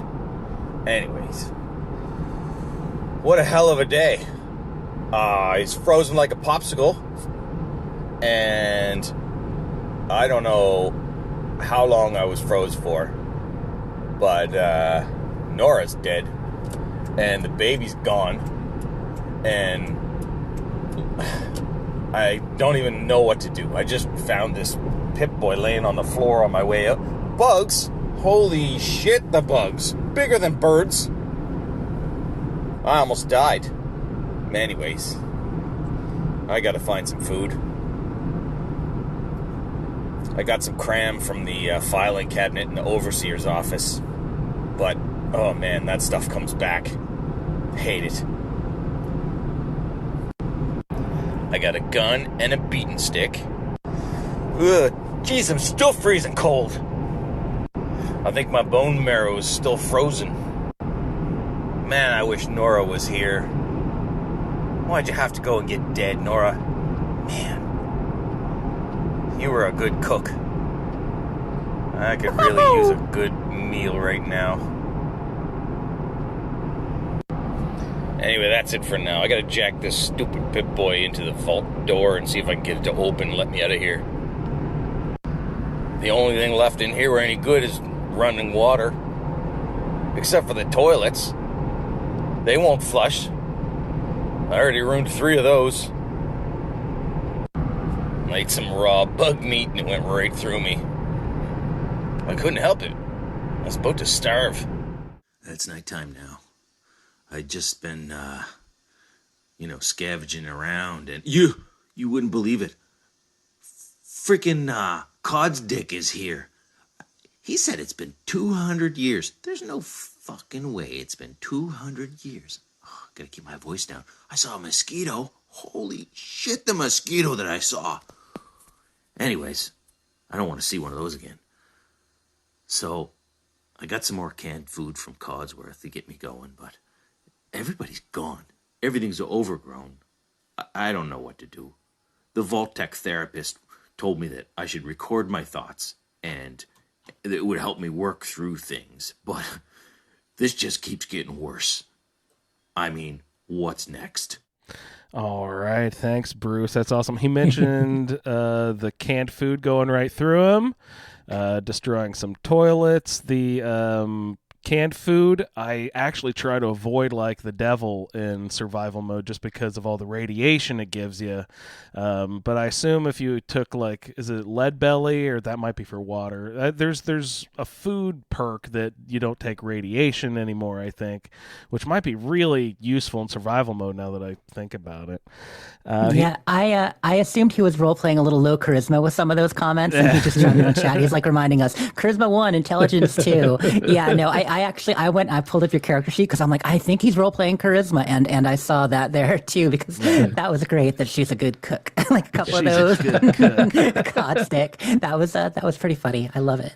And he mentioned running water, and that reminded me, Ray told me, build yourself like the water fountain in your so if you go to your, God, is that in resources or decoration or furniture? I don't remember the where furniture. It is. Yeah, it's in furniture. Miscellaneous furniture. There's a drinking fountain or a sink you can build and put on pretty much any wall in your settlement, and you don't have to pipe it or anything, and it just magically produces clean, purified water.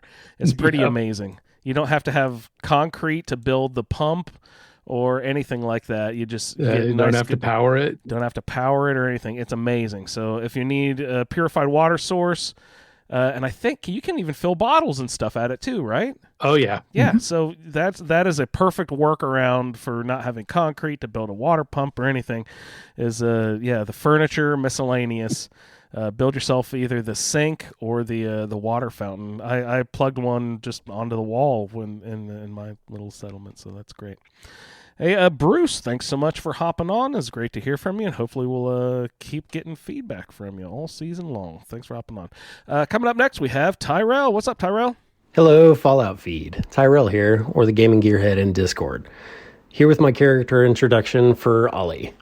Starting from the beginning of Fallout 4, after Ollie's time serving in the Army, he and his wife Nora decided to move to the outskirts of Boston to start a family. They bought a home and had a son, Sean, and life was perfect, until it wasn't. After war broke out, and rushing his family to Vault 111, he watched helplessly as his wife was murdered and his son taken. Ollie broke free of his frozen prison and made his way out of the vault. Once on the surface, he realized the world was no longer the same as it was when he entered the vault, what only felt like hours prior. After some time mourning and gathering his thoughts, he set out and determined to find his son and the people who took him.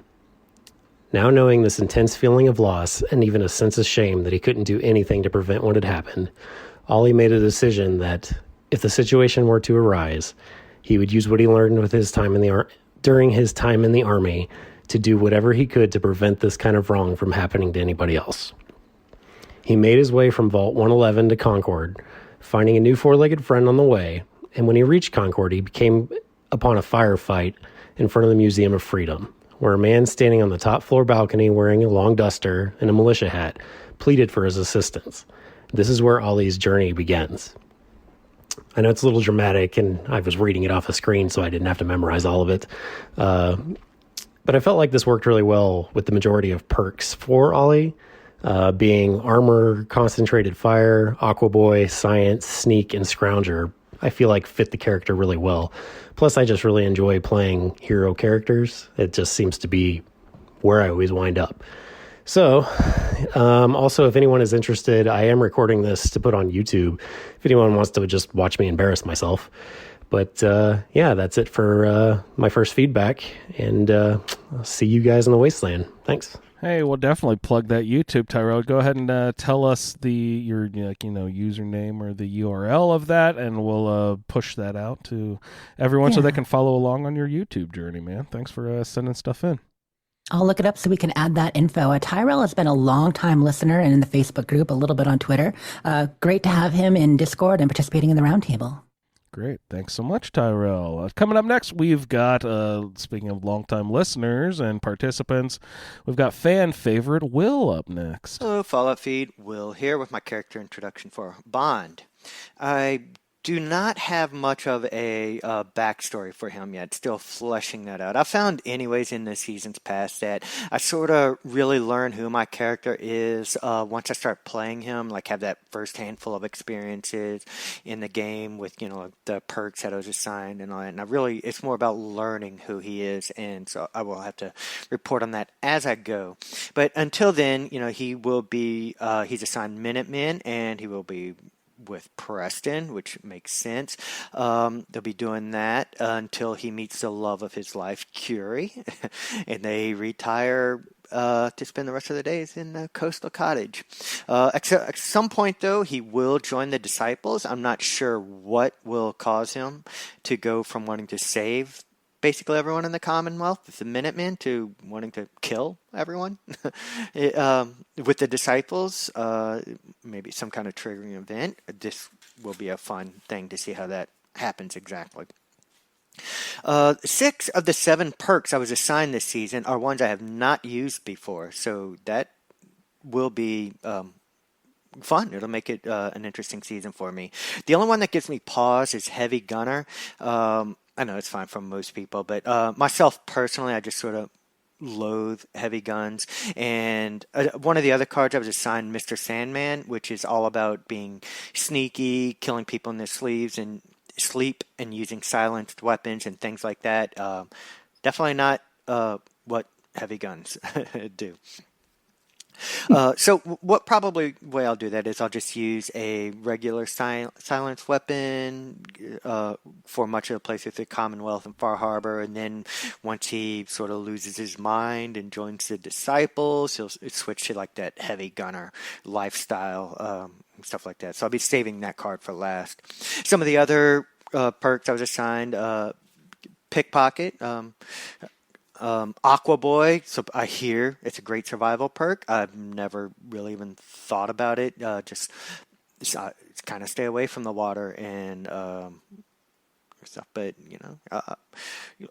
I hear it's good, so we'll find that out. Animal Friend, it could be good for mob situations, seeking mongrels to help me out and things like that. Nerd Rage is an interesting one because in 76, I play Bloodied, so that's like essential for me. I'm well acquainted with it. Can't imagine playing without it. But in Fallout 4, and specifically in Survival, where just 1 or 2 hits takes you down, there's not many low health situations. I know the first time or two, it saves my life. I will just love the card.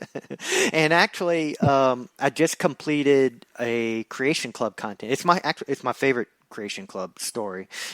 I think it's called No Way Home, or maybe it's just Starting Quest. But in it, you get a combat rifle, the CR-74L, something like that, which it is a bloodied combat rifle. So that may actually play nicely with the Nerd Rage perk. And also maybe once I level up, get some higher levels under me, and I'm not taking quite as much damage, there will be more use for it. I mentioned Mr. Sandman and Critical Banker. Those are I love all the luck cards, so Critical Banker is perfect. The way I'm going to be working this at first, mainly I'm just trying to get my strength up, so I'm putting 1 point into whatever assigned perks I have, and then I'm alternating putting 1 point into sort of a supplemental perk that I think will help my build go. Right now that's strength, so that I can get to that 3rd rank of strong back, which that will be just so I can walk at normal speed by using AP instead of just being overcumbered. With the severely limited carry capacity of Survival, that is something that I want. And that's another thing with the heavy gun too. Like, they're so heavy to starting out. That's going to be like most of my carry weight, I feel, with the limited carry weight going. A couple other things before I go. I was assigned 9 in intelligence, and I'm noticing very quickly I'm leveling up super fast, just because of the increased experience in Survival, and just having 9 intelligence, which also increases experience. Oh, that must be all why I've too. done is I've gone to like Museum of Freedom, did those guys, killed the Deathclaw, and I helped out the people at 10 Pines Bluff, and I'm already level 9. That feels fast to me. Not sure, but it feels really, really fast. On my way to Core Vega now, and just the I'm enjoying that. Looking to get these perks done quickly. 2 mods that I mentioned to Andrew that I found useful for my survival playthrough last time I played with the Roundtable and these are sort of cheater light. They help you, but they're very, very light. One is called Give Me Back My Bottle, and that's just purified water. When you drink one of those, the game normally treats it as just you throw the bottle away, which I don't want to do. I want my bottle. So once you drink a purified water, it puts an empty bottle back into your inventory, which you can then, once you get to a purified water source, you can fill it back up without always having to search for bottles. Another one is, they have plenty of mods that do this. I think I have USO, the Unlocked Settlement Objects, and it just makes it so that other wild plants out in the world are plantable at your settlements if you've harvested them somewhere else.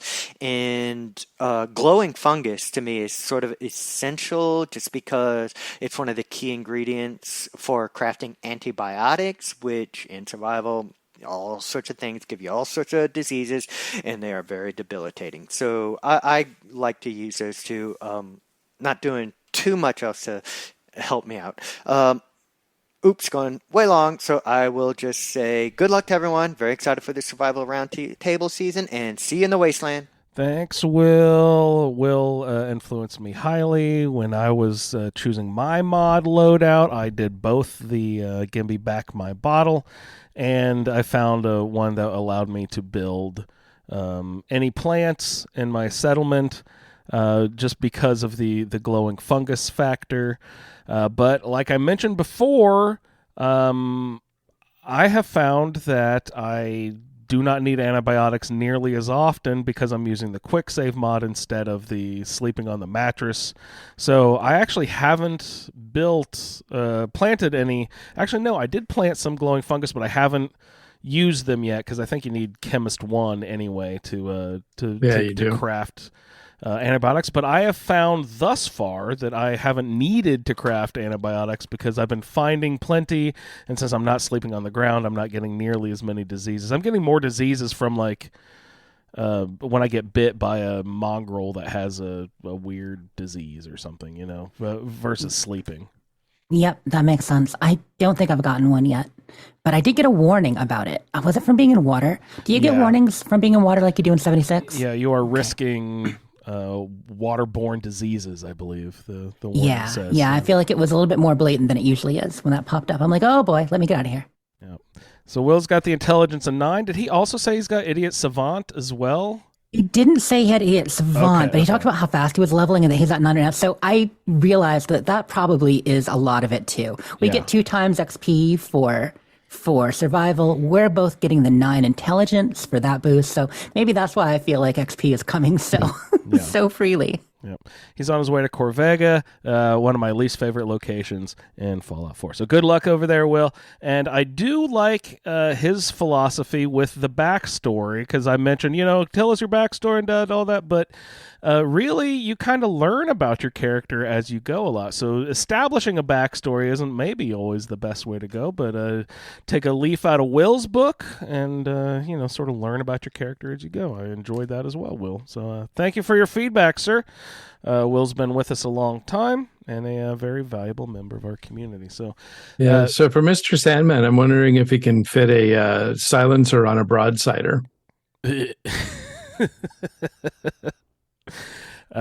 Quiet with those cannonballs, Ray. Seems like you should be able to. I highly doubt that is one of the possible mods. But that'd be funny. Like a minigun. Can you put a silencer on a damn suppressor cannon? Deliver a cannon. Yeah, that would be awesome. Deliver a cannon. Listen to you. That's hilarious. I think cannons are one of the loudest things out there. Yeah. All right. We've also got another longtime community member here, Keith. Hey, Keith. Hey, everyone. This is Keith. Hope everyone's doing fine. I'm calling in to report on my Roundtable character for the new, fun, and going to be exciting and hard survival mode we're going to be doing. Anyway, I'll start off with strength. My strength is 1. Perception is 3. Endurance is 4. Charisma is 3. Intelligence is 5. Agility is 9. Luck is 3. Going to be going rifleman on that one, of course, and maybe throw some pistols in as well. What should you think I should put that 1 point in under Sean's crib, that book under Sean's crib, the 1 point in there? I have a male, his name is Riley. Father is Kate. She's a trip. I had a good time with her last time I had her as a father. She may be tough to go get right away, but I will enjoy her doing her thing. Romance is a nun. Commonwealth's faction is Railroad. Commonwealth settlement is Country Crossings. The Far Harbor faction is Acadia. Far Hudson settlement is Echo Lake Lumber, I think it was. And Nuke World faction is the Pack. As far as the skills or extra perks we're going after, Big Leagues at 5, Rifleman at 5, Aqua Girl at 2, Cat Collector, I think that was 3, Hacker is at 4, Quick Hands at 3, Lead Billy at 3. I'm going to be honest, I really haven't done a whole lot, everyone. Just kind of going slow and trying to learn how to do the survival thing. But I got out there, I cleaned up Sanctuary, I made me some... What else? I made some fortification stations, made a bed, tried to make a plot. I haven't really got much with that done yet. Right now, I'm currently heading over to Sanctuary. I'm heading over to Concord to, I guess, we'll get the middleman and that's the deal with Preston and them. But I think in the long run, them being over to Sanctuary, they'll help me with the, tasking Asylum. What else I've done? I went on top of that house where the duffel bag is in Sanctuary and got the weapon there. And I think the same house that has a cellar under there, it has the gold bars and some other equipment in there. Venturing over there, just right around Sanctuary, really. Ran across those raiders with the dogs and killed those. And also there's a I'm not sure exactly what it's called. There's a water pump you turn off, and you go up there, and at the top of the pump house, there's a skeleton laying there. He's got a 44 Magnum, I think it is, and a milk bottle. And so I collected that stuff, and also went on the Red Rocket and did a little work over there, and went over there with all the mold miners to clean all those suckers out. And there's a bunch of water bottles under there. But I hope everyone's doing well. I think this is gonna be fun and tough and challenging. I've kind of dropped off at one of my games I play, and where I can make time for this game. So nice. I'm looking forward to it. I hope everyone's doing well, and good luck in this world out here. Thanks. Right Have a good on. one. Bye. Thanks a lot, Keith. Got a question about that pump where you found the guy with the 44. Did you follow the hose down to the shoreline? If you activate that switch over there and run back up to that dead man, there's a vacuum sealed door on that little pump that'll drop out 3 bottle caps. Containers, cap stashes. Cap stashes. So that's a quick way to get some caps right there at the early stages of the game. So he posed a question with his stats of strength 1, perception 3, endurance 4, charisma 3, intelligence 5, agility 9, luck 3, and he settled that he wants to be on rifleman, which that is also one of the options because you already have perception of 3. So rifleman, if I recall, is only level 2, so you can get rifleman immediately and then use your agility of 9 to get lots of shots off in VATS. All those first weapon buffs are lower than I remembered. I was surprised the gunslinger you only needed 1 or 2. Yeah, 1, Rifleman you only need a couple. Big leagues only need a couple. They are definitely lower on the perk chart to make sure you can boost whatever weapon you're choosing. Right, right. So where are you plugging in his? He asked your special book. Yeah, I mean, it can never go wrong in survival with endurance. Yeah, I would say endurance just gives you a few more HP. I was going to say perception, but then I was like, wait a second, he can already get rifleman, so he doesn't really need a lot more perception. Yeah, he can add it as he levels, as there are other things he wants in there. Yeah, so I'd probably go I think endurance. he's good. Yeah, right on. Yeah, Keith. and if you're good at sighting, you don't need your perception to be high. To help you, with shooting accuracy. So,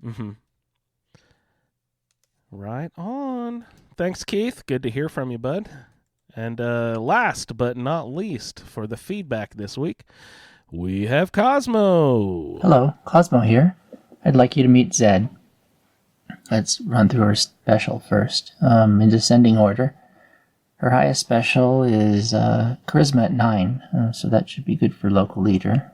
Then comes Strength at 5, good for some melee and could help with the hauling stuff around. Perception 4 means you probably won't be surprised all the time. And these next two, I don't usually play this low. Intelligence and Agility are both 3. And then the lowest 2 are Endurance and Luck at 2 each. I expect Zed will have an easy time recruiting and talking her way in and out of trouble. And we'll see if melee works for us. It'll be nice to worry about ammunition less. In the order of the eligibility gap to qualify for them, let's go through the perks we were assigned. The ones we meet already at the start, Lead Belly of Endurance 2, that should be useful. And Vans has a low int requirement, it's like the Clairvoyance. I actually liked Clairvoyance. I don't know if I found Vans very useful before, but we'll see. And then we need 1 more point in each of these. Intimidation needs Charisma 10 and Bloody Mess Luck of 3. So it looks like we'll have to put something in Luck to get Bloody Mess. And then there's a bigger gap for moving target. Agility 6 is based on sprinting. And then the largest gap, these last 2, Rooted and Sniper, they need a boost of 4 more to the stats to be able to take them. Our romance interest is Curie. Charisma should help with the peaceful resolution she likes, help boost her affinity with us. It tends to be my style of play anyway. And I see follower of X688. We're going to have to wait until we can get past the Battle of Bunker Hill. And thinking back on that, I think it'd be nice if both the Railroad and the Brotherhood, in addition to the Institute, were all at least neutral or friendly with us. I'll have to remember how to do that. This time, I'll be playing on the PC. It's now better performing than the Xbox, so that's the main reason. Also, I'm starting to remember why I find myself liking the consoles, because there's more time to play games and less fussing with settings, since I tend to obsess over them. But anyway, we did finally get in, and one of the first things we noticed was how great the game looks, how fast it loads, and how useful the water fountains are in Vault 111, since none of them are polluted. They are. That was very helpful. Melee was nice. The baton in there took care of those creatures,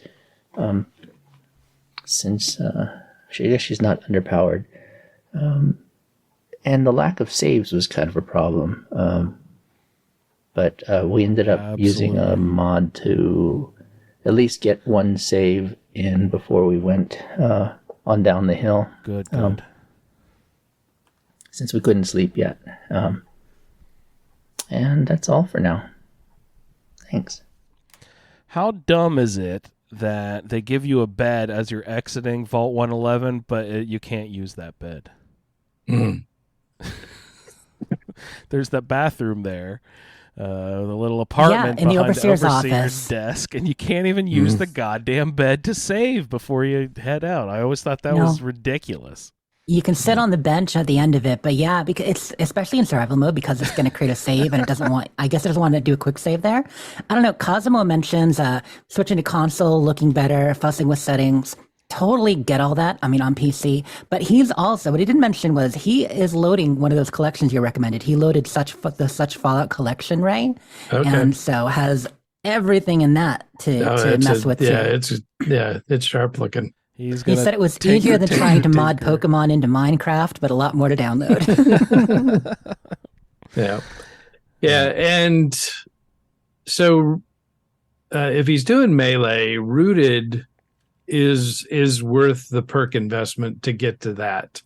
If you're doing melee, just skip sniper. To add 4 to your perception just to get something that you can't use. Yeah, screw that. Yeah, don't worry about it. And Vans. So Vans are the perks that you take at level 35 and 36. Yep. Because at level 36, Vans 2 gives you +2 perception. See, it has a use after all. There's something to it. Yeah, they added that with Nuke World because they were tired of people making fun of them for adding Vans in there. But yeah, otherwise don't take the first level of Vans until until you have to unlock it to get to the second level of Vans. But I was thinking with Vans, like it gives you the +2 perception. If you're not rifleman in survival mode, what does perception do for you? Because you can't pick up bad guys on your meter. You can't see. It doesn't. Like, perception is great because you can detect bad guys off from further away in normal mode.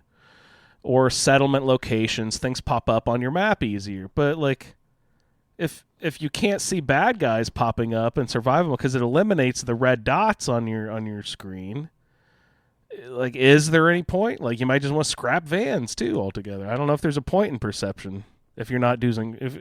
Specifically a rifle build, I think is great, but other than that, perception might be a throwaway category for survival mode, right? Well, I mean, it depends on what, if, what other perks you might be taking. Because with perception, you've got what do you have? You've got locksmith, demo expert. Yeah, I need to get that one. So there is some useful stuff there. Yeah. And I don't know what other things do perception impact? I almost never do explosives, but I was assigned demolition expert. And There are such great perks in it. You mentioned demolition expert. I'm sorry to cut in, but you're asking what it does. And I mean, we mentioned sniper. There's in 76 you couldn't live without the concentrated fire perk. You know what I mean? Where you can target a body part and get more damage every time. You can't get that without perception. So that's a huge one. Yeah. What's the other one? Penetrator, being able to shoot kind of around corners and through things. Oh, right. That one's nice too. A lot of great perks in perception. But I do think, doesn't it just give you extra general accuracy and also enemy detection on the compass? Oh, does it affect accuracy? I had no idea. Yeah, perception impacts your VATS accuracy. Ah, there you go. Okay. Good benefit then. There, I take it back. All right. If you're doing melee, it's going to always be 95% anyway. So yeah, there's that. You're right. Yeah. Melee with blitz, 95% from across the room. He mentioned wanting to be neutral at the Bunker Hill battle. I suggest if you guys have never done that, do that, because the one time I did that where you walk up to the battle and everyone's fighting, but no one's shooting at you. So you're just kind of like sitting there, you got your popcorn, you're watching what's going down, everyone's fighting. And I just thought that was weird. The one time I managed to do that where I was sort of friendly with all factions, no one actually attacks you. So you can just sort of walk through that whole that whole area, just sort of looking what's going on. So that's pretty fun. And I need to get my ass over to Bunker Hill too to start, so I can get the settlers, the trading post thing that you can build in camp, so I can get doctors to start visiting and selling stuff. Yeah, need to get that established. I need to get over there to Bunker Hill. All right, Kosmo, thank you for your feedback, sir. And that wraps up our feedback for the evening. Thanks so much to everyone who sent in. Thanks to Eric and Blaze, Jason, Clint, Lee, SwearImNormal, Pip-Boy Steve, Bruce, TyRell, Will, Keith, and Kosmo. Thanks so much, you guys. Did we have a little bit of iguana bits that we want to get into on the way out the door? We do have a few. I'm here to sympathize with people. They're talking about limping back with all the loot you pick up and stuff, getting that fat loot. Survival mode carry weight limit is rough. Don't forget, strong back is a perk that exists. And Lone Wanderer, I got assigned that perk. Did you know that it comes with at level 1 plus 50 carry weight? Mm-hmm. I did not. That's worth it. I'm really happy about that. Yeah, I was reading why do I have that? And then level 2, I think it's plus 100 carry weight. You can't get that to level 17. Nice. But on survival, I think it's less in survival. Oh, you think they might have it in survival as well? I think it's like 25 and 50 instead of 50 and 100. Well, if that's the case, then but still better. any little bit helps. Yeah, because the thing you got to remember is that if you're over encumbered, you will take damage. Yes. If you keep walking, you can turn that off. In survival options, when I was looking at the options there, I'm like, oh, what does that even mean? Cheater. Like, why would you take damage for being cucumbered? Yeah, I know. Like, wow. Can you imagine? Have you done that? Like, is that where the stubbing your toe comes from? It's a totally separate thing. You know how they've never really kind of determined why you get the random damage, like you stub your toe when you're walking around the wasteland? Yeah. Like, there's no real source of that. Like, is that maybe a leftover code from like carry weight or something?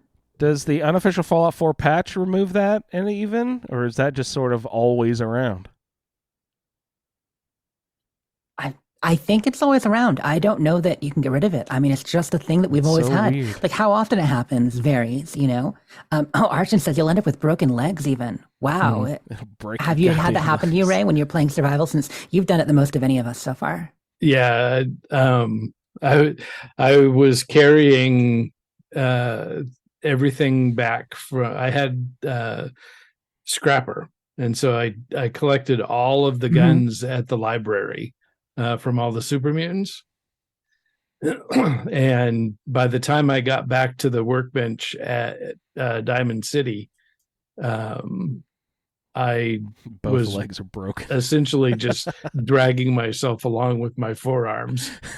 Oh my goodness. Oh no. Clawing at the ground, pulling yourself home. Wow, that's major. Yeah. So Hilarious. I know the temptation. Don't worry. I'm dealing with the carry weight limit, but it is such a limit already. And the idea that you can actually hurt yourself with it being overcumbered, that makes it like even worse, like so much worse. So I guess I'll probably lean into every perk to help with that. Lone Wanderer and Strong Back and anything else I can find. Absolutely. Because, what's Fallout without junk? You need, in Fallout 4 especially, I mean, that's where our junk addiction came from. You need junk to make things. You want to build a settlement? You need more junk. You want to work on your weapons and upgrade and all that? You need junk. Like, they made junk worthwhile. Yeah. Which And if horrible. If Fallout 4 was your first Fallout game, like me, and then you go back and you play the others, you're like collecting all this junk because you're going to take it and use it at something, then you realize, oh wait, this is literally just junk in these old games. I'm glad that they gave it a lot more use in the more modern games. Yeah, exactly. Although it is hard when you go back and then you Fallout 3 New Vegas, you find yourself just hoarding junk for no real reason. Yeah, you're like, hey, all right. It's like the only things you need is that gas canister, the lawnmower blade, the thing, so you can build your, that fire sword thing. Also, there's so many game loops. I mean, it's like, do we really need one more system? We do. I mean, I love the junk collecting, but think about how many different ways you can play Fallout 4 and Skyrim. With like the different loops that are interesting, crafting and selling all kinds of different things, armor, all of that. Yeah. And it kind of all adds up. Anyway, I mentioned that because, let's get into these iguana bits. Let's get into it. So, one thing I wanted to mention right off the bat, PTS info, the PTS has now been, the public test server that is, has now been up for a little over a week. When we did last week's show, it had only been up for a day. And yeah, so people have gotten in there, they've discovered the events. I've seen a lot of what's happening at the new events, the new creatures, the cryptids, all that. First of all, I want to say the Agua is not 5 men tall. I was disappointed. I mean, I read that description to you guys directly from the blog that the Agua is the height of 5 men. 5 men, 5 very short men. Yeah, exactly. Like maybe if they're laying on their tummies, like just stack them up. Yeah, exactly. Right. But it is cool. It's like a cross between a turtle and stegosaurus. I do love it. The cryptids are neat. The blue devil is a werewolf style we talked about, kind of on a modified kind of Deathclaw. It's got some unique animations and some Deathclaw animations. Works really well. You can get them in random encounters and at the actual event. Same with the Agua. Get the Agua at the end of an event, but also in random encounters. They are both really pretty cool. The events themselves, looking at them, the way they've redone Middle Mountain Cabins, there's also going to be vendors there. So not only are they adding the Blue Ridge Caravan at that event there, but they are they're adding vendors. They're making it an actual, like mini hub. Another place to discover. As far as where Luca is, Luca Costa and his mission there that the Agua can show up at with the Blue Ridge, where the cultists have stolen explosives and you got to fight exploding cultists, which is kind of a hilarious premise, by the way. Yeah. They've stolen all these volatile explosives, and while you fight them, they can explode. You kind of like mutations, but with a real reason to it every time. But that location is so cool. One of the coolest Mothman cultist locations yet. It's got lots of little candles, and it's in the mire. I love it. It's really neat looking. So I wanted to share that. The Costa Business Dailies. So clever name. Remember how I said it was Luca Costa and Vinny Costa, his quest? They're calling it Costa Business. The Costa Business. Those are the dailies. There are going to be 7 of them. And if you do all 7, you get a special quest at the end and you get rewards for each. They look like fun. And they are kind of, like I said before, they are kind of the story that we're getting in this one. There will be some lore with the cryptids, but we don't know what it all is yet. But it's not a ton of story and lore with them or the events. So we'll get some through the Costa Business and little drips and jabs. Like I said, this one reminds me a lot of Wild Appalachia and the way they're rolling it out. One thing we didn't know last week until the PTS was really open, people got in there, they're fixing expeditions. Fixing them? What's wrong with my expedition? Well, what is your biggest complaint about the whole expedition system, Andrew or Ray? Do you have one? I hate being required to go there for dailies. Okay. I don't know what else. To get the money to have to go there, I guess. Not the money, but the... These are all things. So it kind of addresses the first one, but not really. One thing they'll be changing is right now, in order to charge your damn battery, you have to go and you have to make soup. You have to donate scrap and you have to take photos or do a thing. You will no longer have to do that to initialize. You'll be able to do that without doing any of the White String Refuge dailies. Oh, sweet. So that is one thing people complain about. Now you still can. I mean, White Spring Refuge, it has good points. You can get reputation there. You can do other things, and hopefully they add more to it when they add more expeditions. But for now, that is improvement number one. Improvement number two, the other thing people complained about is that there was no real reward. You get stamps, but everything was so pricey. 10 expeditions to afford one not so great mod. Yeah. And most things you might want for your camp or anywhere be 150 stamps, 180 stamps, 210. Well, it looks like they are halving the stamp prices at least, maybe more. So everything's going down. The amount of stamps it costs are going to be less, and you might even be earning more. So just a couple of major things to actually incentivize you to say, you don't have to brush your teeth and clean your room and all that before you can do something fun. You can actually just go to the expedition when you want to. So Nino collected all of that shit unnecessarily. Did he finish his stamps? Oh, he knew they were going to make it easier. He just wanted to be one of the first, Yeah, he was doing multiple expeditions every day to get all the plans. Wow. So that's nice. Yeah, having the cost. Make it a lot better for people. Yeah. So those are some big improvements, and also working on that system when they see people aren't doing expeditions as much as they wanted. If they're going to give you an achievement to do it, they shouldn't make you do everything else to even get there in the first place. Right. But also, if they do add more expeditions like they were planning on, I really hope they do, because when they add things and give up on them constantly, it's kind of like the way Google closes half its services it starts. You don't want to invest in it in the first place. Yeah. I mean, if you add and get rid of Nuclear Winter, add and get rid of Survival, add and get rid of expeditions, like if that were to happen, Vault 94, add and get rid of, with raids, people start to be like, well, I don't really want to engage with it. It's not going to stick around anyway. Yeah. I want more expeditions. I want more content to it. That's where some of the story is. Give me that. I want one of the new expeditions to be Nuclear Winter. Yes, please. That would be amazing. That'd be funny if they did that. So along the lines of upcoming content and stuff coming, there was an interview with Ellis Tan. I mentioned her before. She is a senior quest designer at Bethesda Games Austin. She was responsible for writing and designing the Alien Invasion event, a lot of stuff with Steel Dawn, Steel Rain, and those characters. Who else? Just a number of characters. Oh, and a lot of the stuff, the writing in the actual Pit Expedition. So a lot of the stuff you like about it, the story, the lore, the writing there, she's been doing or working on that stuff. So there was an interview with her where they kind of every month or so, Bethesda will do meet one of our people and they'll share. One thing I really enjoyed during the interview, she was asked, what are you working on next that you're excited for people to see? And she answered, I don't think I can say what I'm working on yet. I'll just say there are some outrageous characters getting ready to host players in Fallout 76 in the future.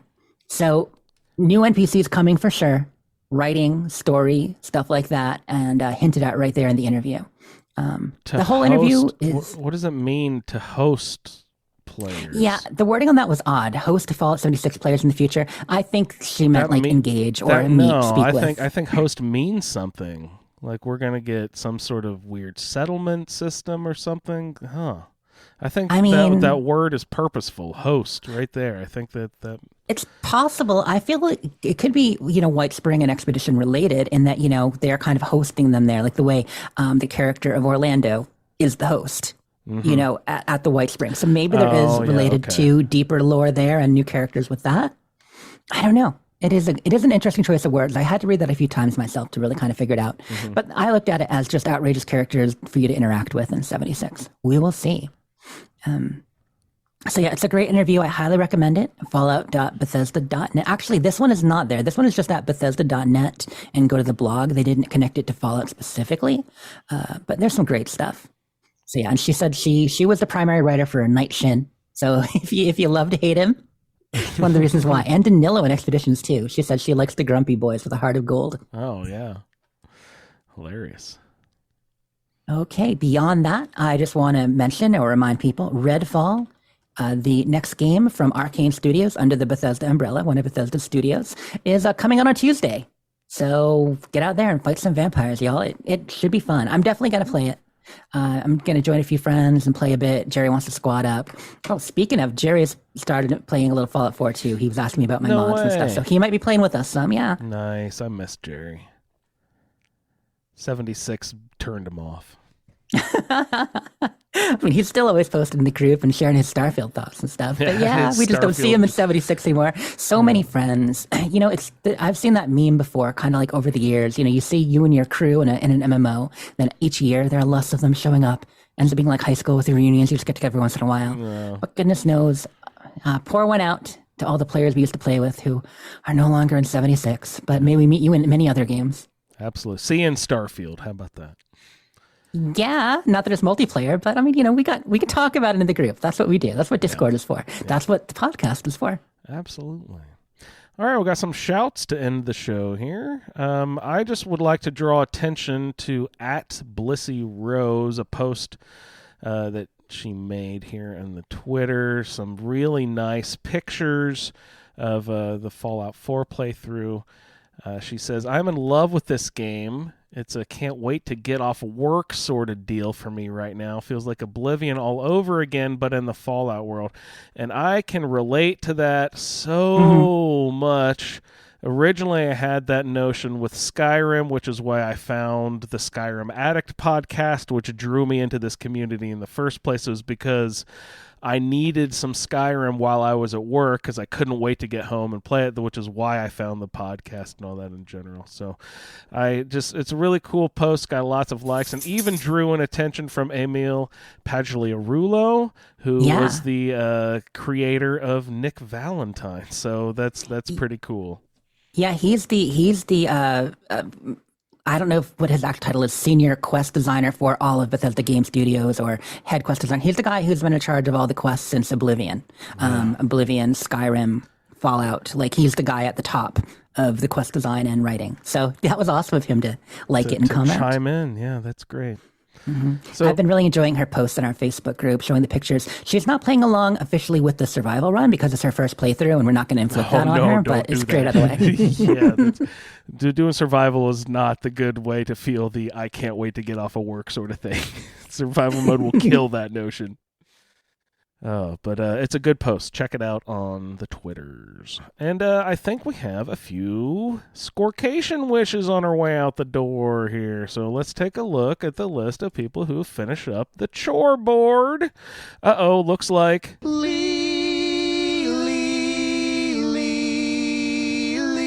has earned himself a scorecation. Attaboy, Lee. And we also have Soph. Scorecation. Also Dawn. Scorecation. And Captain Canuck. Scorecation! Congratulations to all you folks who've completed that chore board. It's quite the accomplishment. Captain Canuck, our friend Jesse, has been on Scorecation for, I guess, a couple weeks now, but I didn't know. I didn't see his tweet, and then he's like, I'm on Scorecation, so I'm going to play. He's playing some other game, God of War or something. I'm like, nice. I didn't even know you're on Scorecation. You need your shout. My wife is a big God of War fan. She likes those games. All right, you got one more shout out on the way out here, Jess. What do you have? Oh, yeah, just a quick note. I'm talking about how I'm streaming a lot of my playthrough over on You Wastelanders on Wednesdays and maybe on the ASA podcasting channel some too. Why not? You know what I mean? You guys, people tend to show up for that more, listen to the podcast if they see one of us streaming there. So some there. But as you heard tonight from TyRell, our friend TyRell is going to be streaming on YouTube at Gaming Gearhead. We'll drop that link in our notes. And also our good friend Suliore, Eric, he streams on Twitch too occasionally, and he's been kind of getting back to it and doing some streams of his survival character. So if you want to watch that specifically, we'll drop his link too. All right, that's great. So we got a YouTube source for one of the playthroughs. We've got a Twitch source here for another playthrough. Everyone check those out. I'll try to drop those into the show notes directly on this episode. And then that also reminds me, we established a rule for the show during Roundtable runs that one of us would be streaming quests for that week. So I think we need to pick that. We can do that again. We need to Yeah. pick that practice back up where me or Ray or Jess. Well, Jess seems like she's doing it already with the U Wastelanders. I'm going to do it thing. weekly, but I Yeah. will try to do some on our own channel too. Right on. To So supplement. keep your eye on the ASA podcasting channel on Twitch, and Ray and I will try to join you, Jess, in streaming some of our live play. So that sounds fun. All right. Do we have anything else we'd like to cover on our way out the door? And on that note, you can find him at BBCISSS for the Butcher Baker Candlemaker in Space podcast, and also at Ray LB. Ray, thanks so much for hopping on this week. Good times. You can find her at U Wastelanders, also at Dames Who Game, who just recorded an episode, and at Sleep is 4T. Jess, thanks so much. Y'all, you can catch me in the settlement building somewhere. I've got the bug again. I cannot wait to get back into survival to grind out some levels and build. Grind out levels, right? I think the more important part. I'm going to try to do a quest. You can find me at Indie Android, and the show can be found at the Fallout Feed. I'd like to thank everyone so much for all of your feedback this week. Really a joy to hear, and I hope that everyone keeps continuing to send feedback all season long. Thanks everyone for downloading this edition of the Fallout Feed, and we will see you in the Wasteland. Thank you for downloading this episode of the Fallout Feed Roundtable. If you are interested in doing a play-along character with us, the show can be contacted by emailing falloutroundtable@gmail.com. For the Roundtable schedule, our Amazon link, and all other show information, please head on over to asapodcasting.com, where you will find the Fallout Feed, a Skyrimatic podcast, our YouTube channel, the Chatterbox, as well as other content. Once again, thank you for downloading, and we'll see you in the Wasteland. Foreplay. Any little bit helps. Fussing with settings. You were a good cook. Pounding away. Party boy.